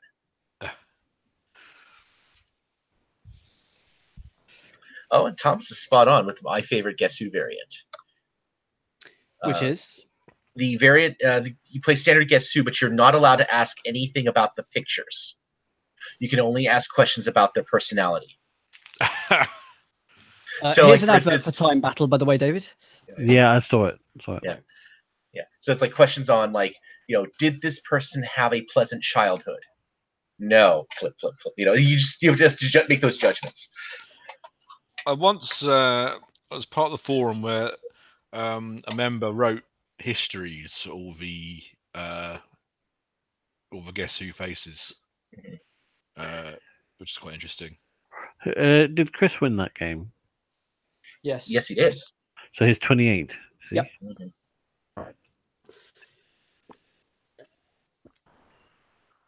Are we going to a musical act? We are. It's Aloe Black. Ah, has he Brooklyn got his theme song. dollar finally? He, of course, famously had a hit with "I Need a Dollar." Did he? This No idea who he Yes. is. this one looks like it's been dropped in as a piece of VT, which is unusual because they don't normally do that. But just the way that they segued Okay. there. We'll soon find out if Elton goes up to him and shakes Yeah. his hand off. Yeah, but he could still do that. Ah, true. Good. We want Robbie Williams to come back and try and work out what's going on. Because there's a heck of a setup on that stage. Where is the stage in relation to the pods? Presumably it's in pod 2. It's in the right-hand pod, yeah. Okay. In fact, pod 2 might be open and they might be slightly out of it as well. Yeah. I think that's right. But they do that. Those are things that I love about television is that how much stuff you can do on a tiny stage. Price is Right. You can see in the video, the stage looks really big, and in practice, it is very, very, very small. It's with wide-angle lenses. Incidentally, going back to our poll, we said at yes. the beginning, who's going to win? It's 50-50. Oh. Perfect. Great. So I will say what I wrote down, and Okay. that is on the corner of the desk next to me. I put Christopher to win in game 13. Ooh. I do not know if this is still possible. I think it is, actually. Yeah. Everything's possible. Yeah. A favourable outcome of Brexit may not be possible. Everything is possible. I'll put it this way: 9 and 11 give you, if they go to Stefan, that gives you a tie, and then I'm not sure if it's possible to tie the whole game after that, though. Well, 9, 10, 11, 12 is a total of 32 points. Give that to Chris. But then that's game 12. So we'll just do No, 9. no, Eight. I'm sorry. It's possible. Okay, let me put it this way. 9, 10, 11, 12 is tie watch. It is still technically possible for Chris to score 32 points below the last 3. Change the 12 to a 13, and then it's 61, 50, then it's 61 points. Okay. So if Chris wins exactly 4 of the next 5, including game 13, he will have won. What do I win? What do I win? It's a little late. I could do a viewer competition, but I would have to do it. I would have to do it to the second, and that's going to get into clocks. So. Yeah, no. It's been a while since we've done a proper viewer competition. We should do one next time. Well, the next time is on based on September the 22nd, which is the same day as Dash. For those who like puzzles, it's a different area, same hunt. It's a big worldwide puzzle day. And so basically, myself, David, and Nick are all going to be busy, certainly. Oh. Well, at least getting back, we might be back late. So we don't quite know what we'll do. Look, I'll be Elton and Stefan in the current gear. This is live. Yep, Scott will be around, so we'll try and sort something out. Yeah. I might not be able to set it up or anything, but we'll point things out on Twitter. Either that, or I might honestly, if I'm the only one, I will go the full stereotype. I will bring a cheeseburger. I'll have a stripy hat. I'll go all out. Is Dash not something that appeals to you, Scott? It's complicated, but the person who would run it in my area isn't able to do it, and I would have to just do a lot of traveling toward it. Okay. They had gotten they're just unable to run it for reasons. So because I actually had put my name to volunteer to run it because I'm insane. Hören means to hear, doesn't it, or something like that? Oh, We've done this before. So this is the game where doesn't he drop something, and what was it that was dropped? and then you've got to work out what it was. Yeah. I'm going to just go and tuck my kids into bed, and I should be back shortly. Okay. okay.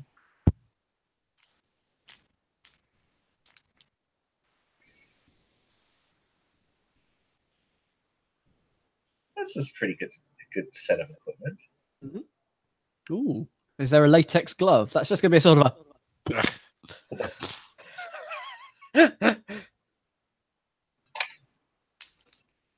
a Rubik's Cube, a Schlag den Henssler branded book. I noticed actually. I was about to ask. Those frisbees are branded with Schlag den Henssler. I wonder if you can buy those. The official Schlag den Henssler frisbee. A Schlag den Henssler branded cell phone. Yeah, that might be a little more. A Pro 7 lanyard from the reception desk. I kind of like the okay, so of the different ones, so they've done this one with hearing a couple times. They've done blindfolded and touch, and I think they've done taste once. Which is your favorite? I think taste is always funny. Yeah, I enjoy blindfolded though. Yeah, watching Schlag den Ylvis essentially on the Norwegian channel. That was the tiebreak game, or that was the final game. Was blindfolded toys and all the toys for transportation.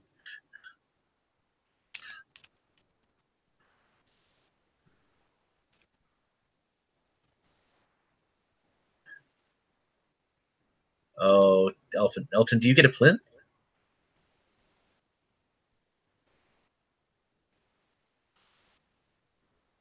Does Elton get free choice as to what he drops, or is he told?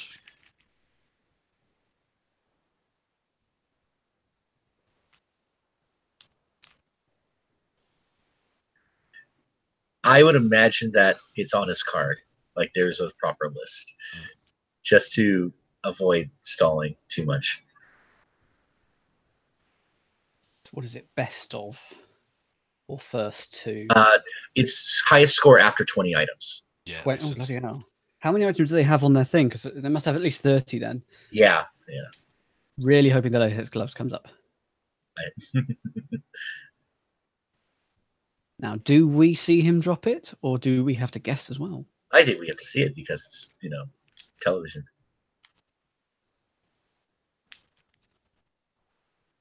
Ah, okay.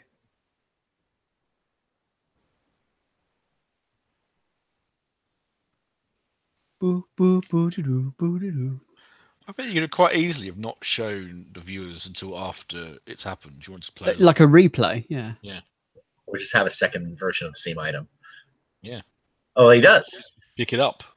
Oh, okay. Yeah. So maybe it's one of those turn your head kind of situations. Of if you want to play along, close your eyes. Oh, they were both told that they were Both wrong, wrong. but they weren't told what it What was. it was. Yeah, interesting. Oh, harsh. I'm going to look away. So I'm going to play along. Okay.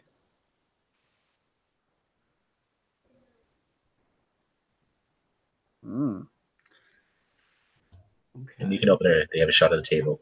Yeah. I would go with like the pair of pliers. It's interesting because when you know what it is, you sort of know what it sounds like.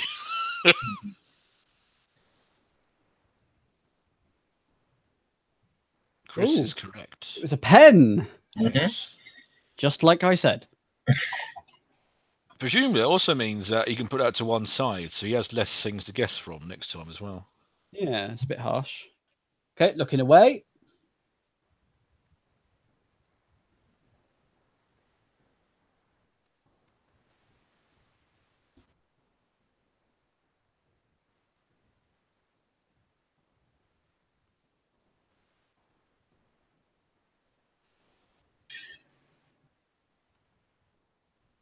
Ooh, that had a metallic sound to it. But also hollow.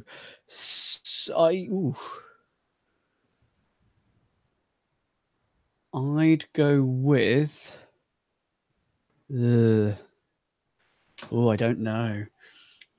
The hole punch is a possible,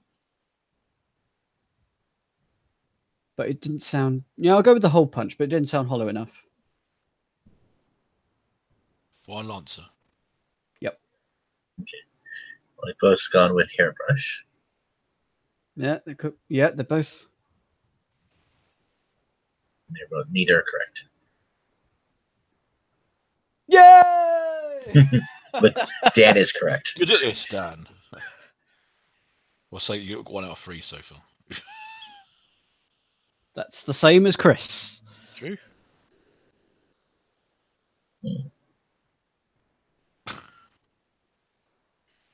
Okay.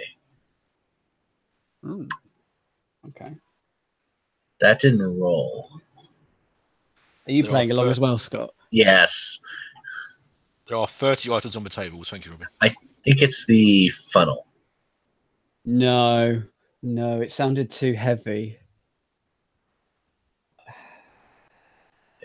I'm gonna go with that pair of pliers again. Okay. It's a great game to play along with. Oh, yeah. How can you think that's a lanyard? Oh, I did. It's the lanyard holder. Oh, sorry. Yeah, no, I wouldn't have ever thought that. I didn't even know there was a toy on the. On the yeah, table. I was wondering where it came from, but yeah, it's always been there.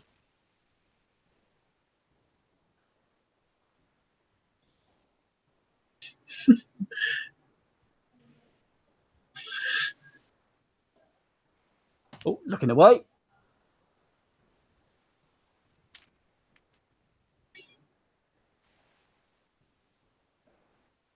Oh. Well. Yeah. That could be. Yeah, I'd go for the lanyard holder.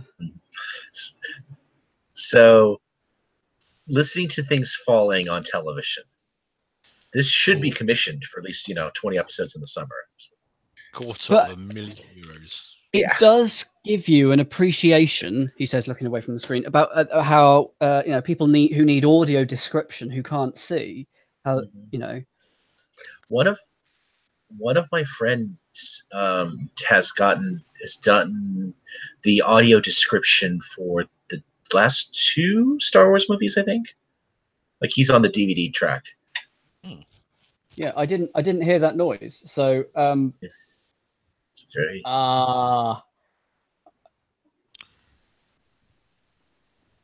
they're both wrong. I wonder if the drone in the background affects this at all. Probably not.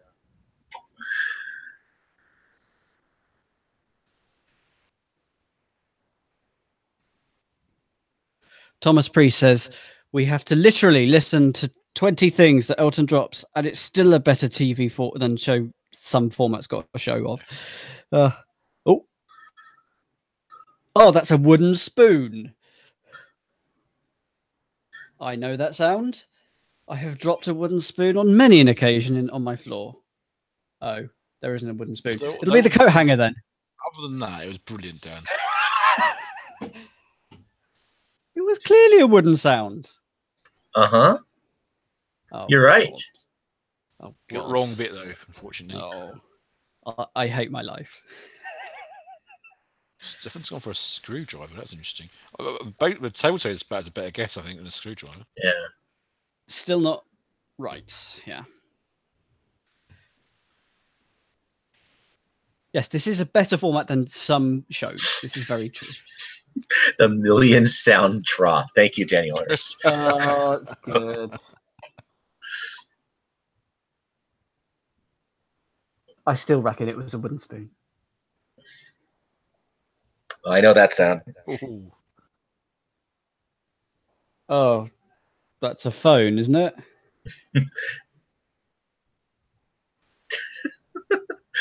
Specifically a Henssler branded phone.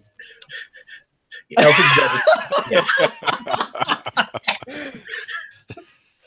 Someone's got a bit bored in between games.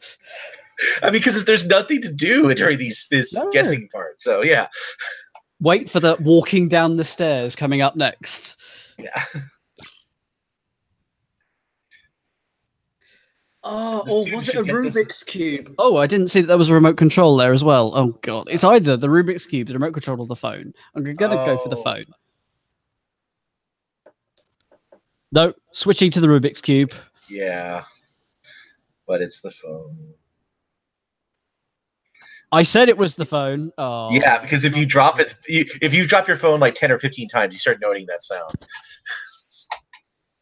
I've never dropped my phone. I don't know if I'm actually special or what. Yeah, that's actually a very good skill. What? Surely not a break now. This is Queen. Yep, This I've is- dropped. Yeah, got it. Now they're dropping an advert in. Oh, This is the- Dan, you're wasted on this commentary. I'm just Some- wasted. Something, yeah. This is, fact fans, the last Schlag den Henssler commentary that I'll be doing from Reading. What? I know. I am moving to Bristol on Tuesday. Well, that was a weird advert. That was just 30 seconds and we've come back. This is Yes, we have to show this within this block or we forfeit Yep, the ad. yep. I'm moving to Bristol for a new job. So hopefully they will have internet there. That means next time Dan will have an accent. Tracker. Please do a quiz where you have to host in that accent. Like all the questions just be English to Bristolian. Yeah, of course, it's called Brizzle. Brazil. So if anyone in the Schlag den Henssler community is in Bristol, I want to meet you, and I'll say hi, and then I'll run away because I'm scared. Oh wow, there is an article called 17 words and phrases that only make sense to Bristol. People in Bristol. Of course there is. There's the stairs! Called it. Yeah, called it. Yeah. Oh, bloody love it, Alton. Yes. Look at it right. Why are There you putting is. it back on the table? Surely common sense tells you it's not going to come up again. Yeah, Just Where else do you want to put it? Yeah. Well, the table has a thing underneath it, so I see. Yeah.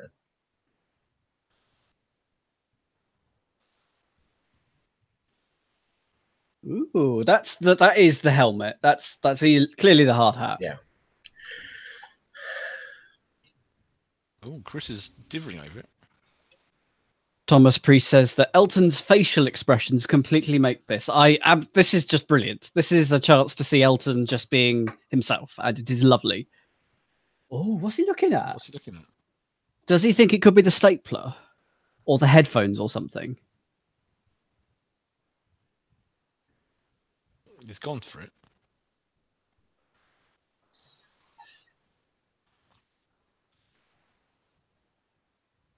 And they've both put it back on the table. They're probably told to keep it there then. I shall see. Yeah. I love Elton.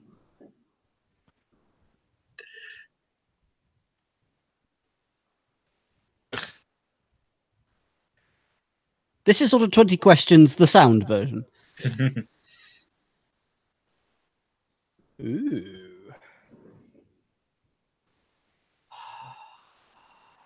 I don't think there's much there. I It think- can't be. It could be, to be honest. Yeah, I think it's the ruler.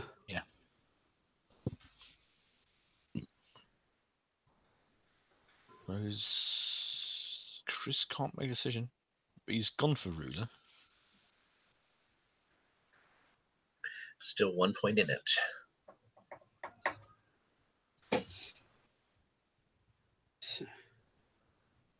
Chris ahead by 1, but could be either.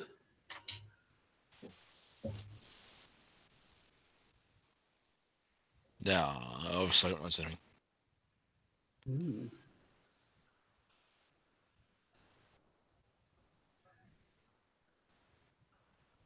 Maybe the paddle? It sounded plastic, so it could be the funnel, but it didn't sound hollow enough for the funnel.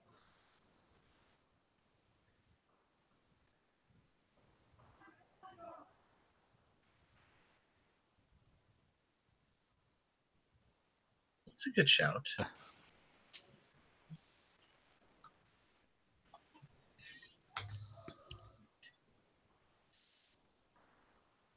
Background drone, now very much reminiscent of the 1984 Mike Moran Encrypted Factor theme tune. The rubbish one. I liked That it. has to be the cup. Yeah. The plastic cup. It's not the bottle because it had an open sound. It had an open sound. Well, the bottle would sound closed. Yeah, bottles make thunk thunk. The cup makes a clacking sound. A tinkle tinkle. That's a glass.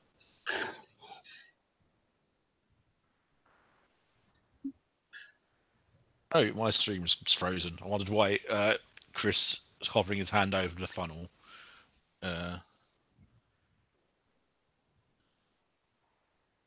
Stefan right, Chris wrong, 6-5. Mm-hmm. I'm hoping the CD will get dropped. Because I just want to hear that sound. Ooh, that made a good sound. Ooh. Okay.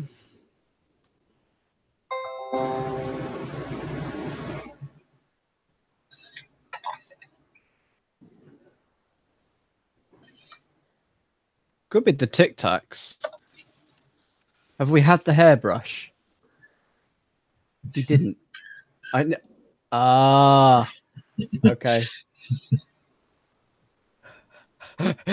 Elton's looking to plug it into somewhere.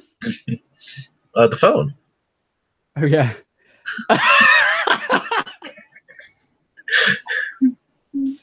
Elton having his own mini disco. Yeah. Rubik's Cube is a good shout, actually. Yeah. Matt Klebster says, if they drop the CD, I think that might break some kind of record. Bum bum.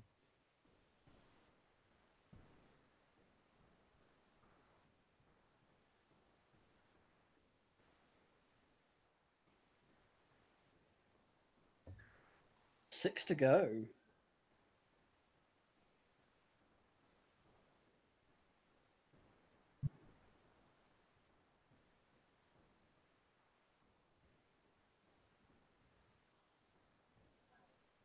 What on earth was that sound? Yeah, it's the sound of a hammer.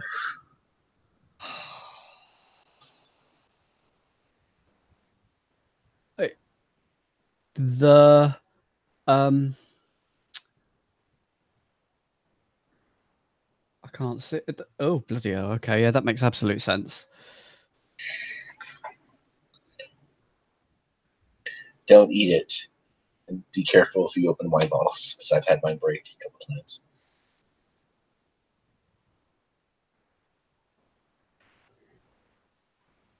Nick has decided to screw up his internet. He'll be back soon. Welcome to the hangout that we will be commentating on. I'll keep my eyes open to watch your tweets. This game's good, but it is going on a bit, isn't it? Well, 20 items is a lot. 20 items. It is. 10 would have probably been a bit better, but it's still good, but These are long. come on, CD. Now that is Or a sound. That's a knife, surely.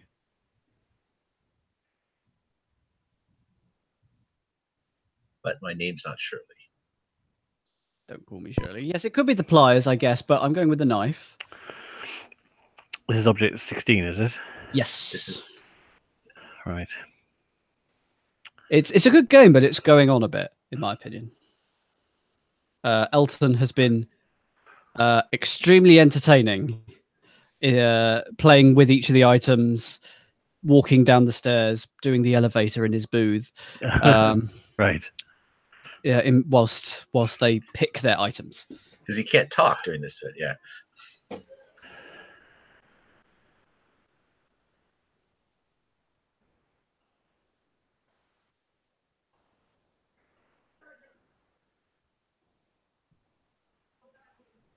Right, that's the book. It sounded very booky. Are you playing along? Are you? Are you I shutting you're shutting your eyes? I am. Right. Yeah, he calls out the time and then I could be talking complete nonsense, but I am also commentating, so there we are. yeah, I do admit this, Glum. Like I love the show and I love everything about it, but sometimes I want to be left wanting more. Very few of the games do that. You've got to earn this 250,000 euros. This is true, yeah. Oh.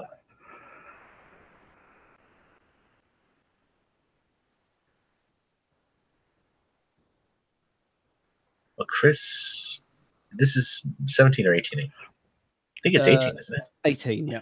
Yeah. I'm not sure. It's either 17 or 18. Yeah, well, I'm just saying it's almost match item. Ah. I didn't think this one was that hard, he says from home. Oh, Rubik's Cube's wrong. Okay, well, Stefan has closed that gap, so. Hello, hello.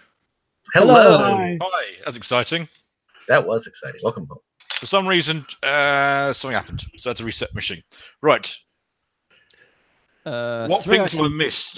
They've dropped. A book, Ooh. a knife. Ooh. Are we going to another break? That's the next thing they're going to drop. The car, yeah. Other items have included the ruler, the headphones, the actual smartphone, the pen, the hammer, the cork. Oh god, this is like the worst generation game ever. Yeah. The cuddly toy. Well, it wasn't. Toy. It was a plastic toy. Yeah, the little plastic man. I think you left at the cup. Do we have any other games amongst us? No, we just have to chat like normal people. I have Linky as ever. Okay, Oh. cool. That might be a good backup. I've got some mind trap questions. Oh, that's always fun. Mind Trap's always fun. Yeah. Or have you got some more 20 questions? Well, I do have a few. But so do you. But yes, I do.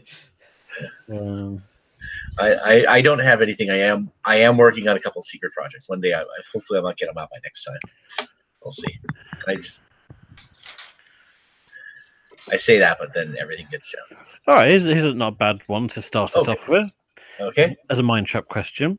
Yeah. Okay. So these are just lateral thinking questions. Okay. What is filled every morning and emptied every evening, except for once a year when it is filled in the evening and emptied in the morning? I know the answer to this one, so I'll leave it to somebody else to guess. Oh, okay. So you and me, Scott. Okay. It's filled every morning and emptied in the evening. A chamber pot. No. No. No, that's the other way round. Well, for once a year is a massive hint. Well, it's So going to be you- Christmas Day or something like that, isn't it? I don't know why I say Christmas Day, but it's just the one day of the year that I immediately think of. What would you do in the morning on Christmas Day? No, hang on. So, which way around is it normally? It is normally filled in the morning and emptied in the evening. Mm-hmm. My whiskey glass. Nope. Is it a building? Nope. Oh, that's a good thought. Yeah. Is it smaller than a bread box? Yes. Well, yes. So yes. In its smallest form, yes. A calendar? No. Give us a hint, Nick. I bet Nick doesn't know it. I bet he's just said it. It's an item of clothing.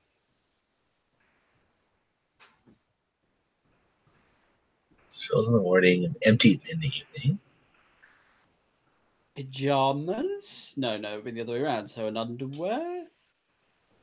And you were kind of close earlier. With a calendar? With a calendar? No. Oh, It's an goodness. item of clothing. Is it a calendar? No. But that's what I. said earlier. Anyway, Did other things as well. Scott, save me. No, you can dig your own grave. It's much more fun. Is it an item of clothing? Yep. Okay. For one day a year is really important. I wear more of my clothes. Is it Christmas Day? Yes. Got it. Oh, stockings? Yes. Well, Yep, done. that's right. Yay! I think there's Stocking. no question. I've immediately picked up on it immediately. I So- don't do that tradition. I mean, I know most people here on here do it. I've never done that tradition. So. I don't think many people in England do it either, to be fair. And I wear my stockings all night. Move on. It depends. For me, it depends on what kind of day I've had.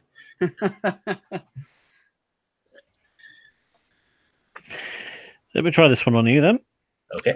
What, stockings? Deceptor, the famous magician, was bragging about his marksmanship. He claimed to be able to hang up his hat, walk 50 meters blindfolded, then turn and shoot a bullet right through his hat. Since Deceptor could not see through the blindfold, how could he manage this feat? Right, this is an old question. I know this one as well. I think I know this one too. I've got an idea. But I'll explore your ideas first. No, I think I know. I've heard this one too. If I say what it is, if I hint it, it gives it away. Go for it. The hat's the end of his gun. Oh. You hang the head off the end of the barrel of the gun. Oh, I thought he was going to wear his hat. He hangs it up on his head. That was good. And then shoots his brains out. You never said how big the head is. I mean, I would do that challenge of, well, it's a very, very large head. Let me just help. It could be like a 10-gallon hat, or is it a 6-gallon hat? I forget the number of gallons the hat is. It could be a gallon of hats. Nick's is better plausible with words that I should work out when I say them. Nick's is better. Oh, it's better because it's correct. Nick's is correct. What was your idea, Scott? Okay, I'm going to admit, I thought he was wearing it too, and then I heard Nick. I'm glad you Nick went first. Is Nick right? Nick is what? It's the answer is it's on the end of the gun. Okay. Yes. There's a Far Side cartoon where it just shows a bunch of cowboys around a table, and one of them just kind of complains to the other cowboy, you know, every gunfight you say you take a few bullets in your hat. And honestly, I ain't too impressed. And his hat is literally twice the size of his head. So I loved Mine Trap about 15, 20, 25 years ago. I think we're going to a musical act. In the middle now? Yep. So I've heard the second one before. That first one I managed to guess. I'm sorry. I'm just like the musical act is in sound number 19 of game number 9, I think. Is it the true that they'll do be in the same pod as the game? Is it? Well, it's the dropping things is in the left pod. The dropping game is in the left pod. The music is in the right pod. Right. Okay.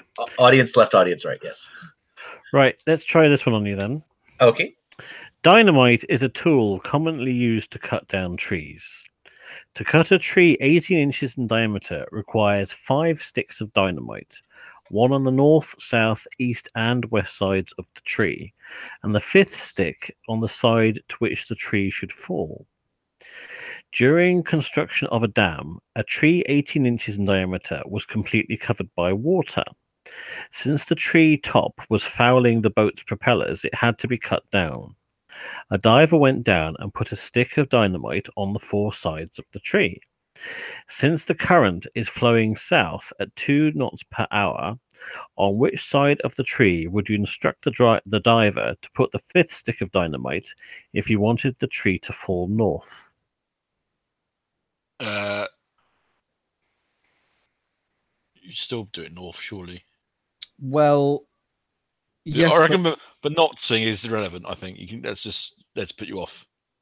I think because wood floats, So I think regardless of where you put it, it won't fall down anywhere. It will fall up and then float down river. So I don't think you can do it. I've never heard of using dynamite to cut trees. No, not have I actually. Well, because you get dams in rivers and the wood floats. So, Mm-hmm. they, Right. So what is the? Can you repeat the part about the current, please? Well, basically, Dan's correct. It doesn't matter because whatever happens, the wood will just float. And right. I'm just still trying to think of just dynamiting underwater is also really, really dangerous. It's actually illegal in several areas.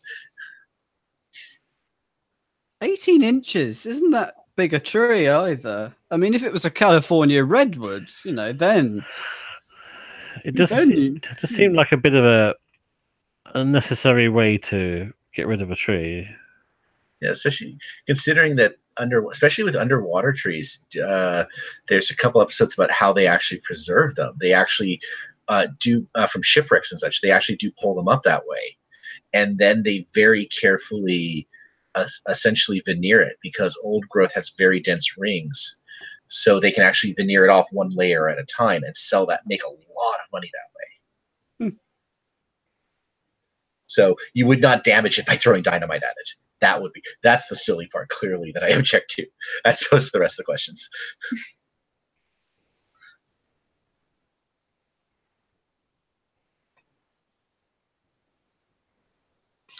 Right, I don't know if this one's true or not, but let's give it a go. Yeah. Following World War II, freezers and frozen food grew in popularity. Fish was an immediate success as a frozen item, but sales soon dropped because the fish tasted flat. The fish underwent chemical changes while being brought to shore and before they could be frozen. Soon the fish processing companies decided to transport the fish live in large tanks until they reached the docks where they could be frozen. The fish still tasted flat after capture because they did not move around as they would do in natural habitat. What was the easiest way after capture to keep the fish swimming as they do in their natural environment? Oh, goodness. I mean, oh my word, Elton is doing something unusual in so that Chris can't see Stefan's table. There we go. That was quite exciting. Well, flatfish will always taste flat, but that's not what the question is getting at. No. The question is asking in this context how are fish kept alive on a ship? Well, how are they kept swimming? Swimming. They must run a current through them, not an electrical current, some form of. Yeah, I think that's the instead of running, instead of making the current, make a hole in the boat. I think in certain farms that's exactly what they do, but not on a ship. Okay. On the ship, you might make a hole and then just let the propulsion of the ship make that current. Yeah, no, it's not. No. It's not that. I think that box of Tic Tacs has just exploded. Yes, yes, I think so. I didn't realise Tic Tacs came in that big a size, to be honest. Oh yeah, you get them in hundreds, can't you? Yeah. Wow. But not hundreds of thousands. I was getting there. Really tiny ones. They're hundreds of thousands.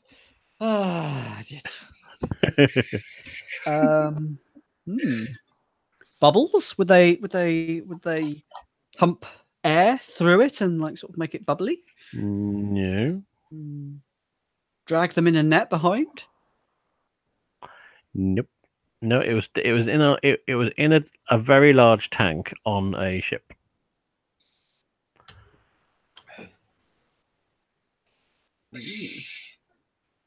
A circular. I'm trying to think of the only thing I can think of is just a pump. Nope. Yes, yep, there are only half the Tic Tacs in that. Yeah, in that now. And the final bit of this is match item for sound.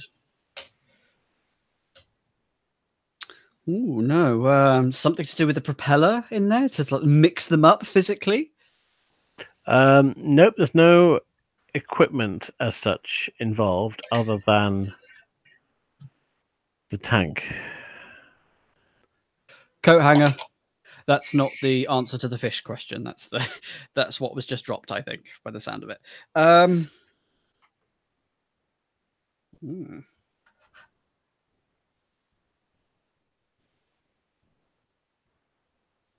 I can't. I don't know this one. Would they farm fewer fish so that they can move around, or would they farm more fish so that they had to struggle on each other? I think it's the same. It's right. You are hedging towards the right area, and more fish is involved. Oh, But You put smaller fish in as a food source. you can't. Yeah, I mean that would also work. Yes, the one that they've said is that they put a predator in the tank, so that they have to run away from the predator. Oh, that's horrible. Yeah, I'm not sure that's entirely true because. well, wouldn't the predator just have a feast? No, because the whole premise of the thing is not correct. I went to, when I was a management consultant, to oh, that was Game 8. Yep. Yeah. Game 8. I'd already given it to him somehow. So I went, when I was a management consultant, to Young's factory in Grimsby. And then, like, when I was looking out the window, there was just like all of these piles and piles of racks of fish just like outside in the car park. And I was sort of going, "What's all that about?" And they said, "Well, in order for fish to taste of something, it basically has to rot slightly. So they kind of let the fish just sort of." All this business. I mean, like, if you want to eat it like as a sort of a fillet or something, then yeah, maybe you would want to eat that quickly. But if you're going to put it into a fish pie or something like that, and then freeze it as a frozen meal, it wouldn't taste of anything. So actually, the fish goes off slightly before you then put it in a frozen meal, so that it tastes of something. Another reason why I'm glad I don't eat fish. Yeah, which is one of the opposite reasons why if you go into a sushi restaurant and you smell fish, it's not fresh enough to really be good sushi. Because that's really bad, isn't it? That's a sign that when you can smell that it's gone off, it actually has gone off. The best sushi that tastes the right way when it's prepared right is usually from that day, or maybe a little, or frozen or something like that. But yeah, that kind of worries me out. That I can see why you would let it go a little bit for a pie or something. Well, I've never had a fish pie. On Schlag and Hennsler, they have an unusual scooter that I can't really work out how they're powering. Roland Renton. Which means scooter race. Okay. Somehow they're pedaling it at the front, left and right. I've got no idea how that works.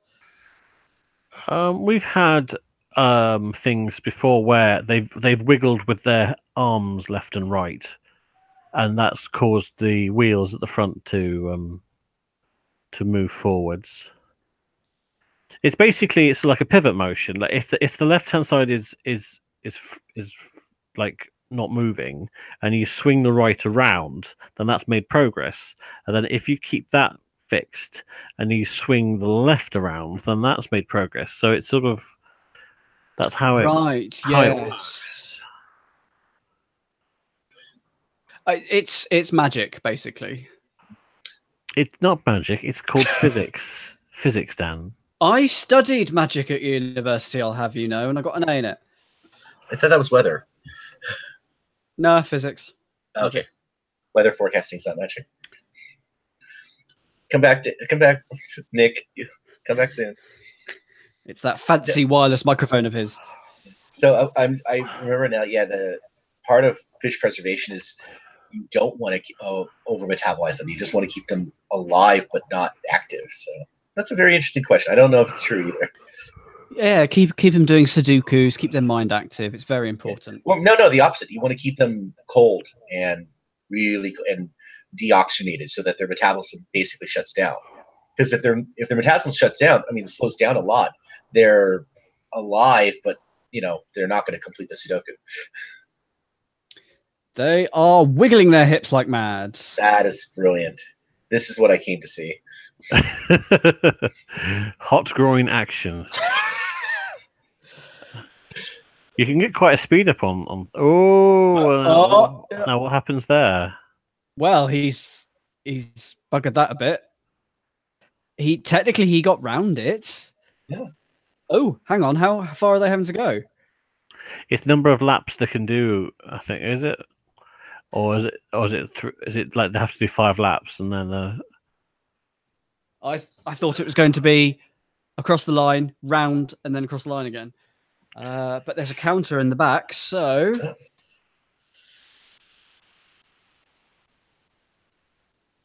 who knows?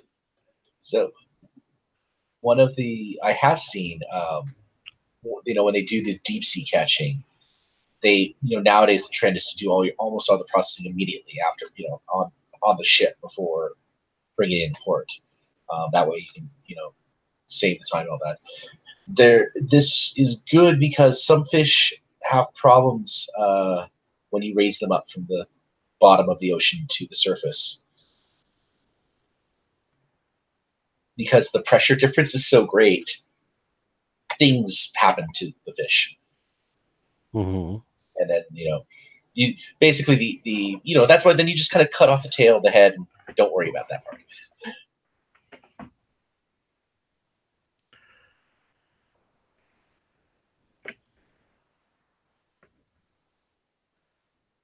Okay. So Chris won. So it's first to 3, I assume. The first 3 laps for each race. Yes. Rota has just said each race is 3 laps. First to win 3 races wins.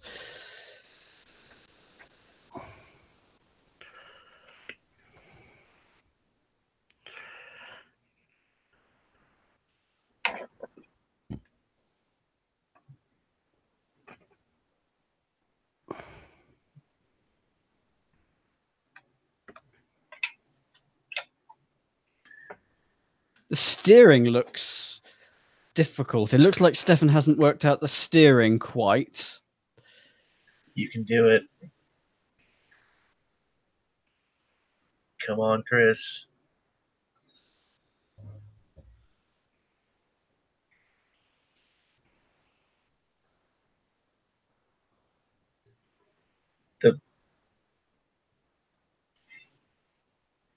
And Chris is across the line. Oh, I've miscounted. One more. Are they? Yeah, now he's across the line. Yeah. I know. I was just thinking, like, game number 10 should just be a straight up cooking challenge, like make an omelet, just to redress the balance.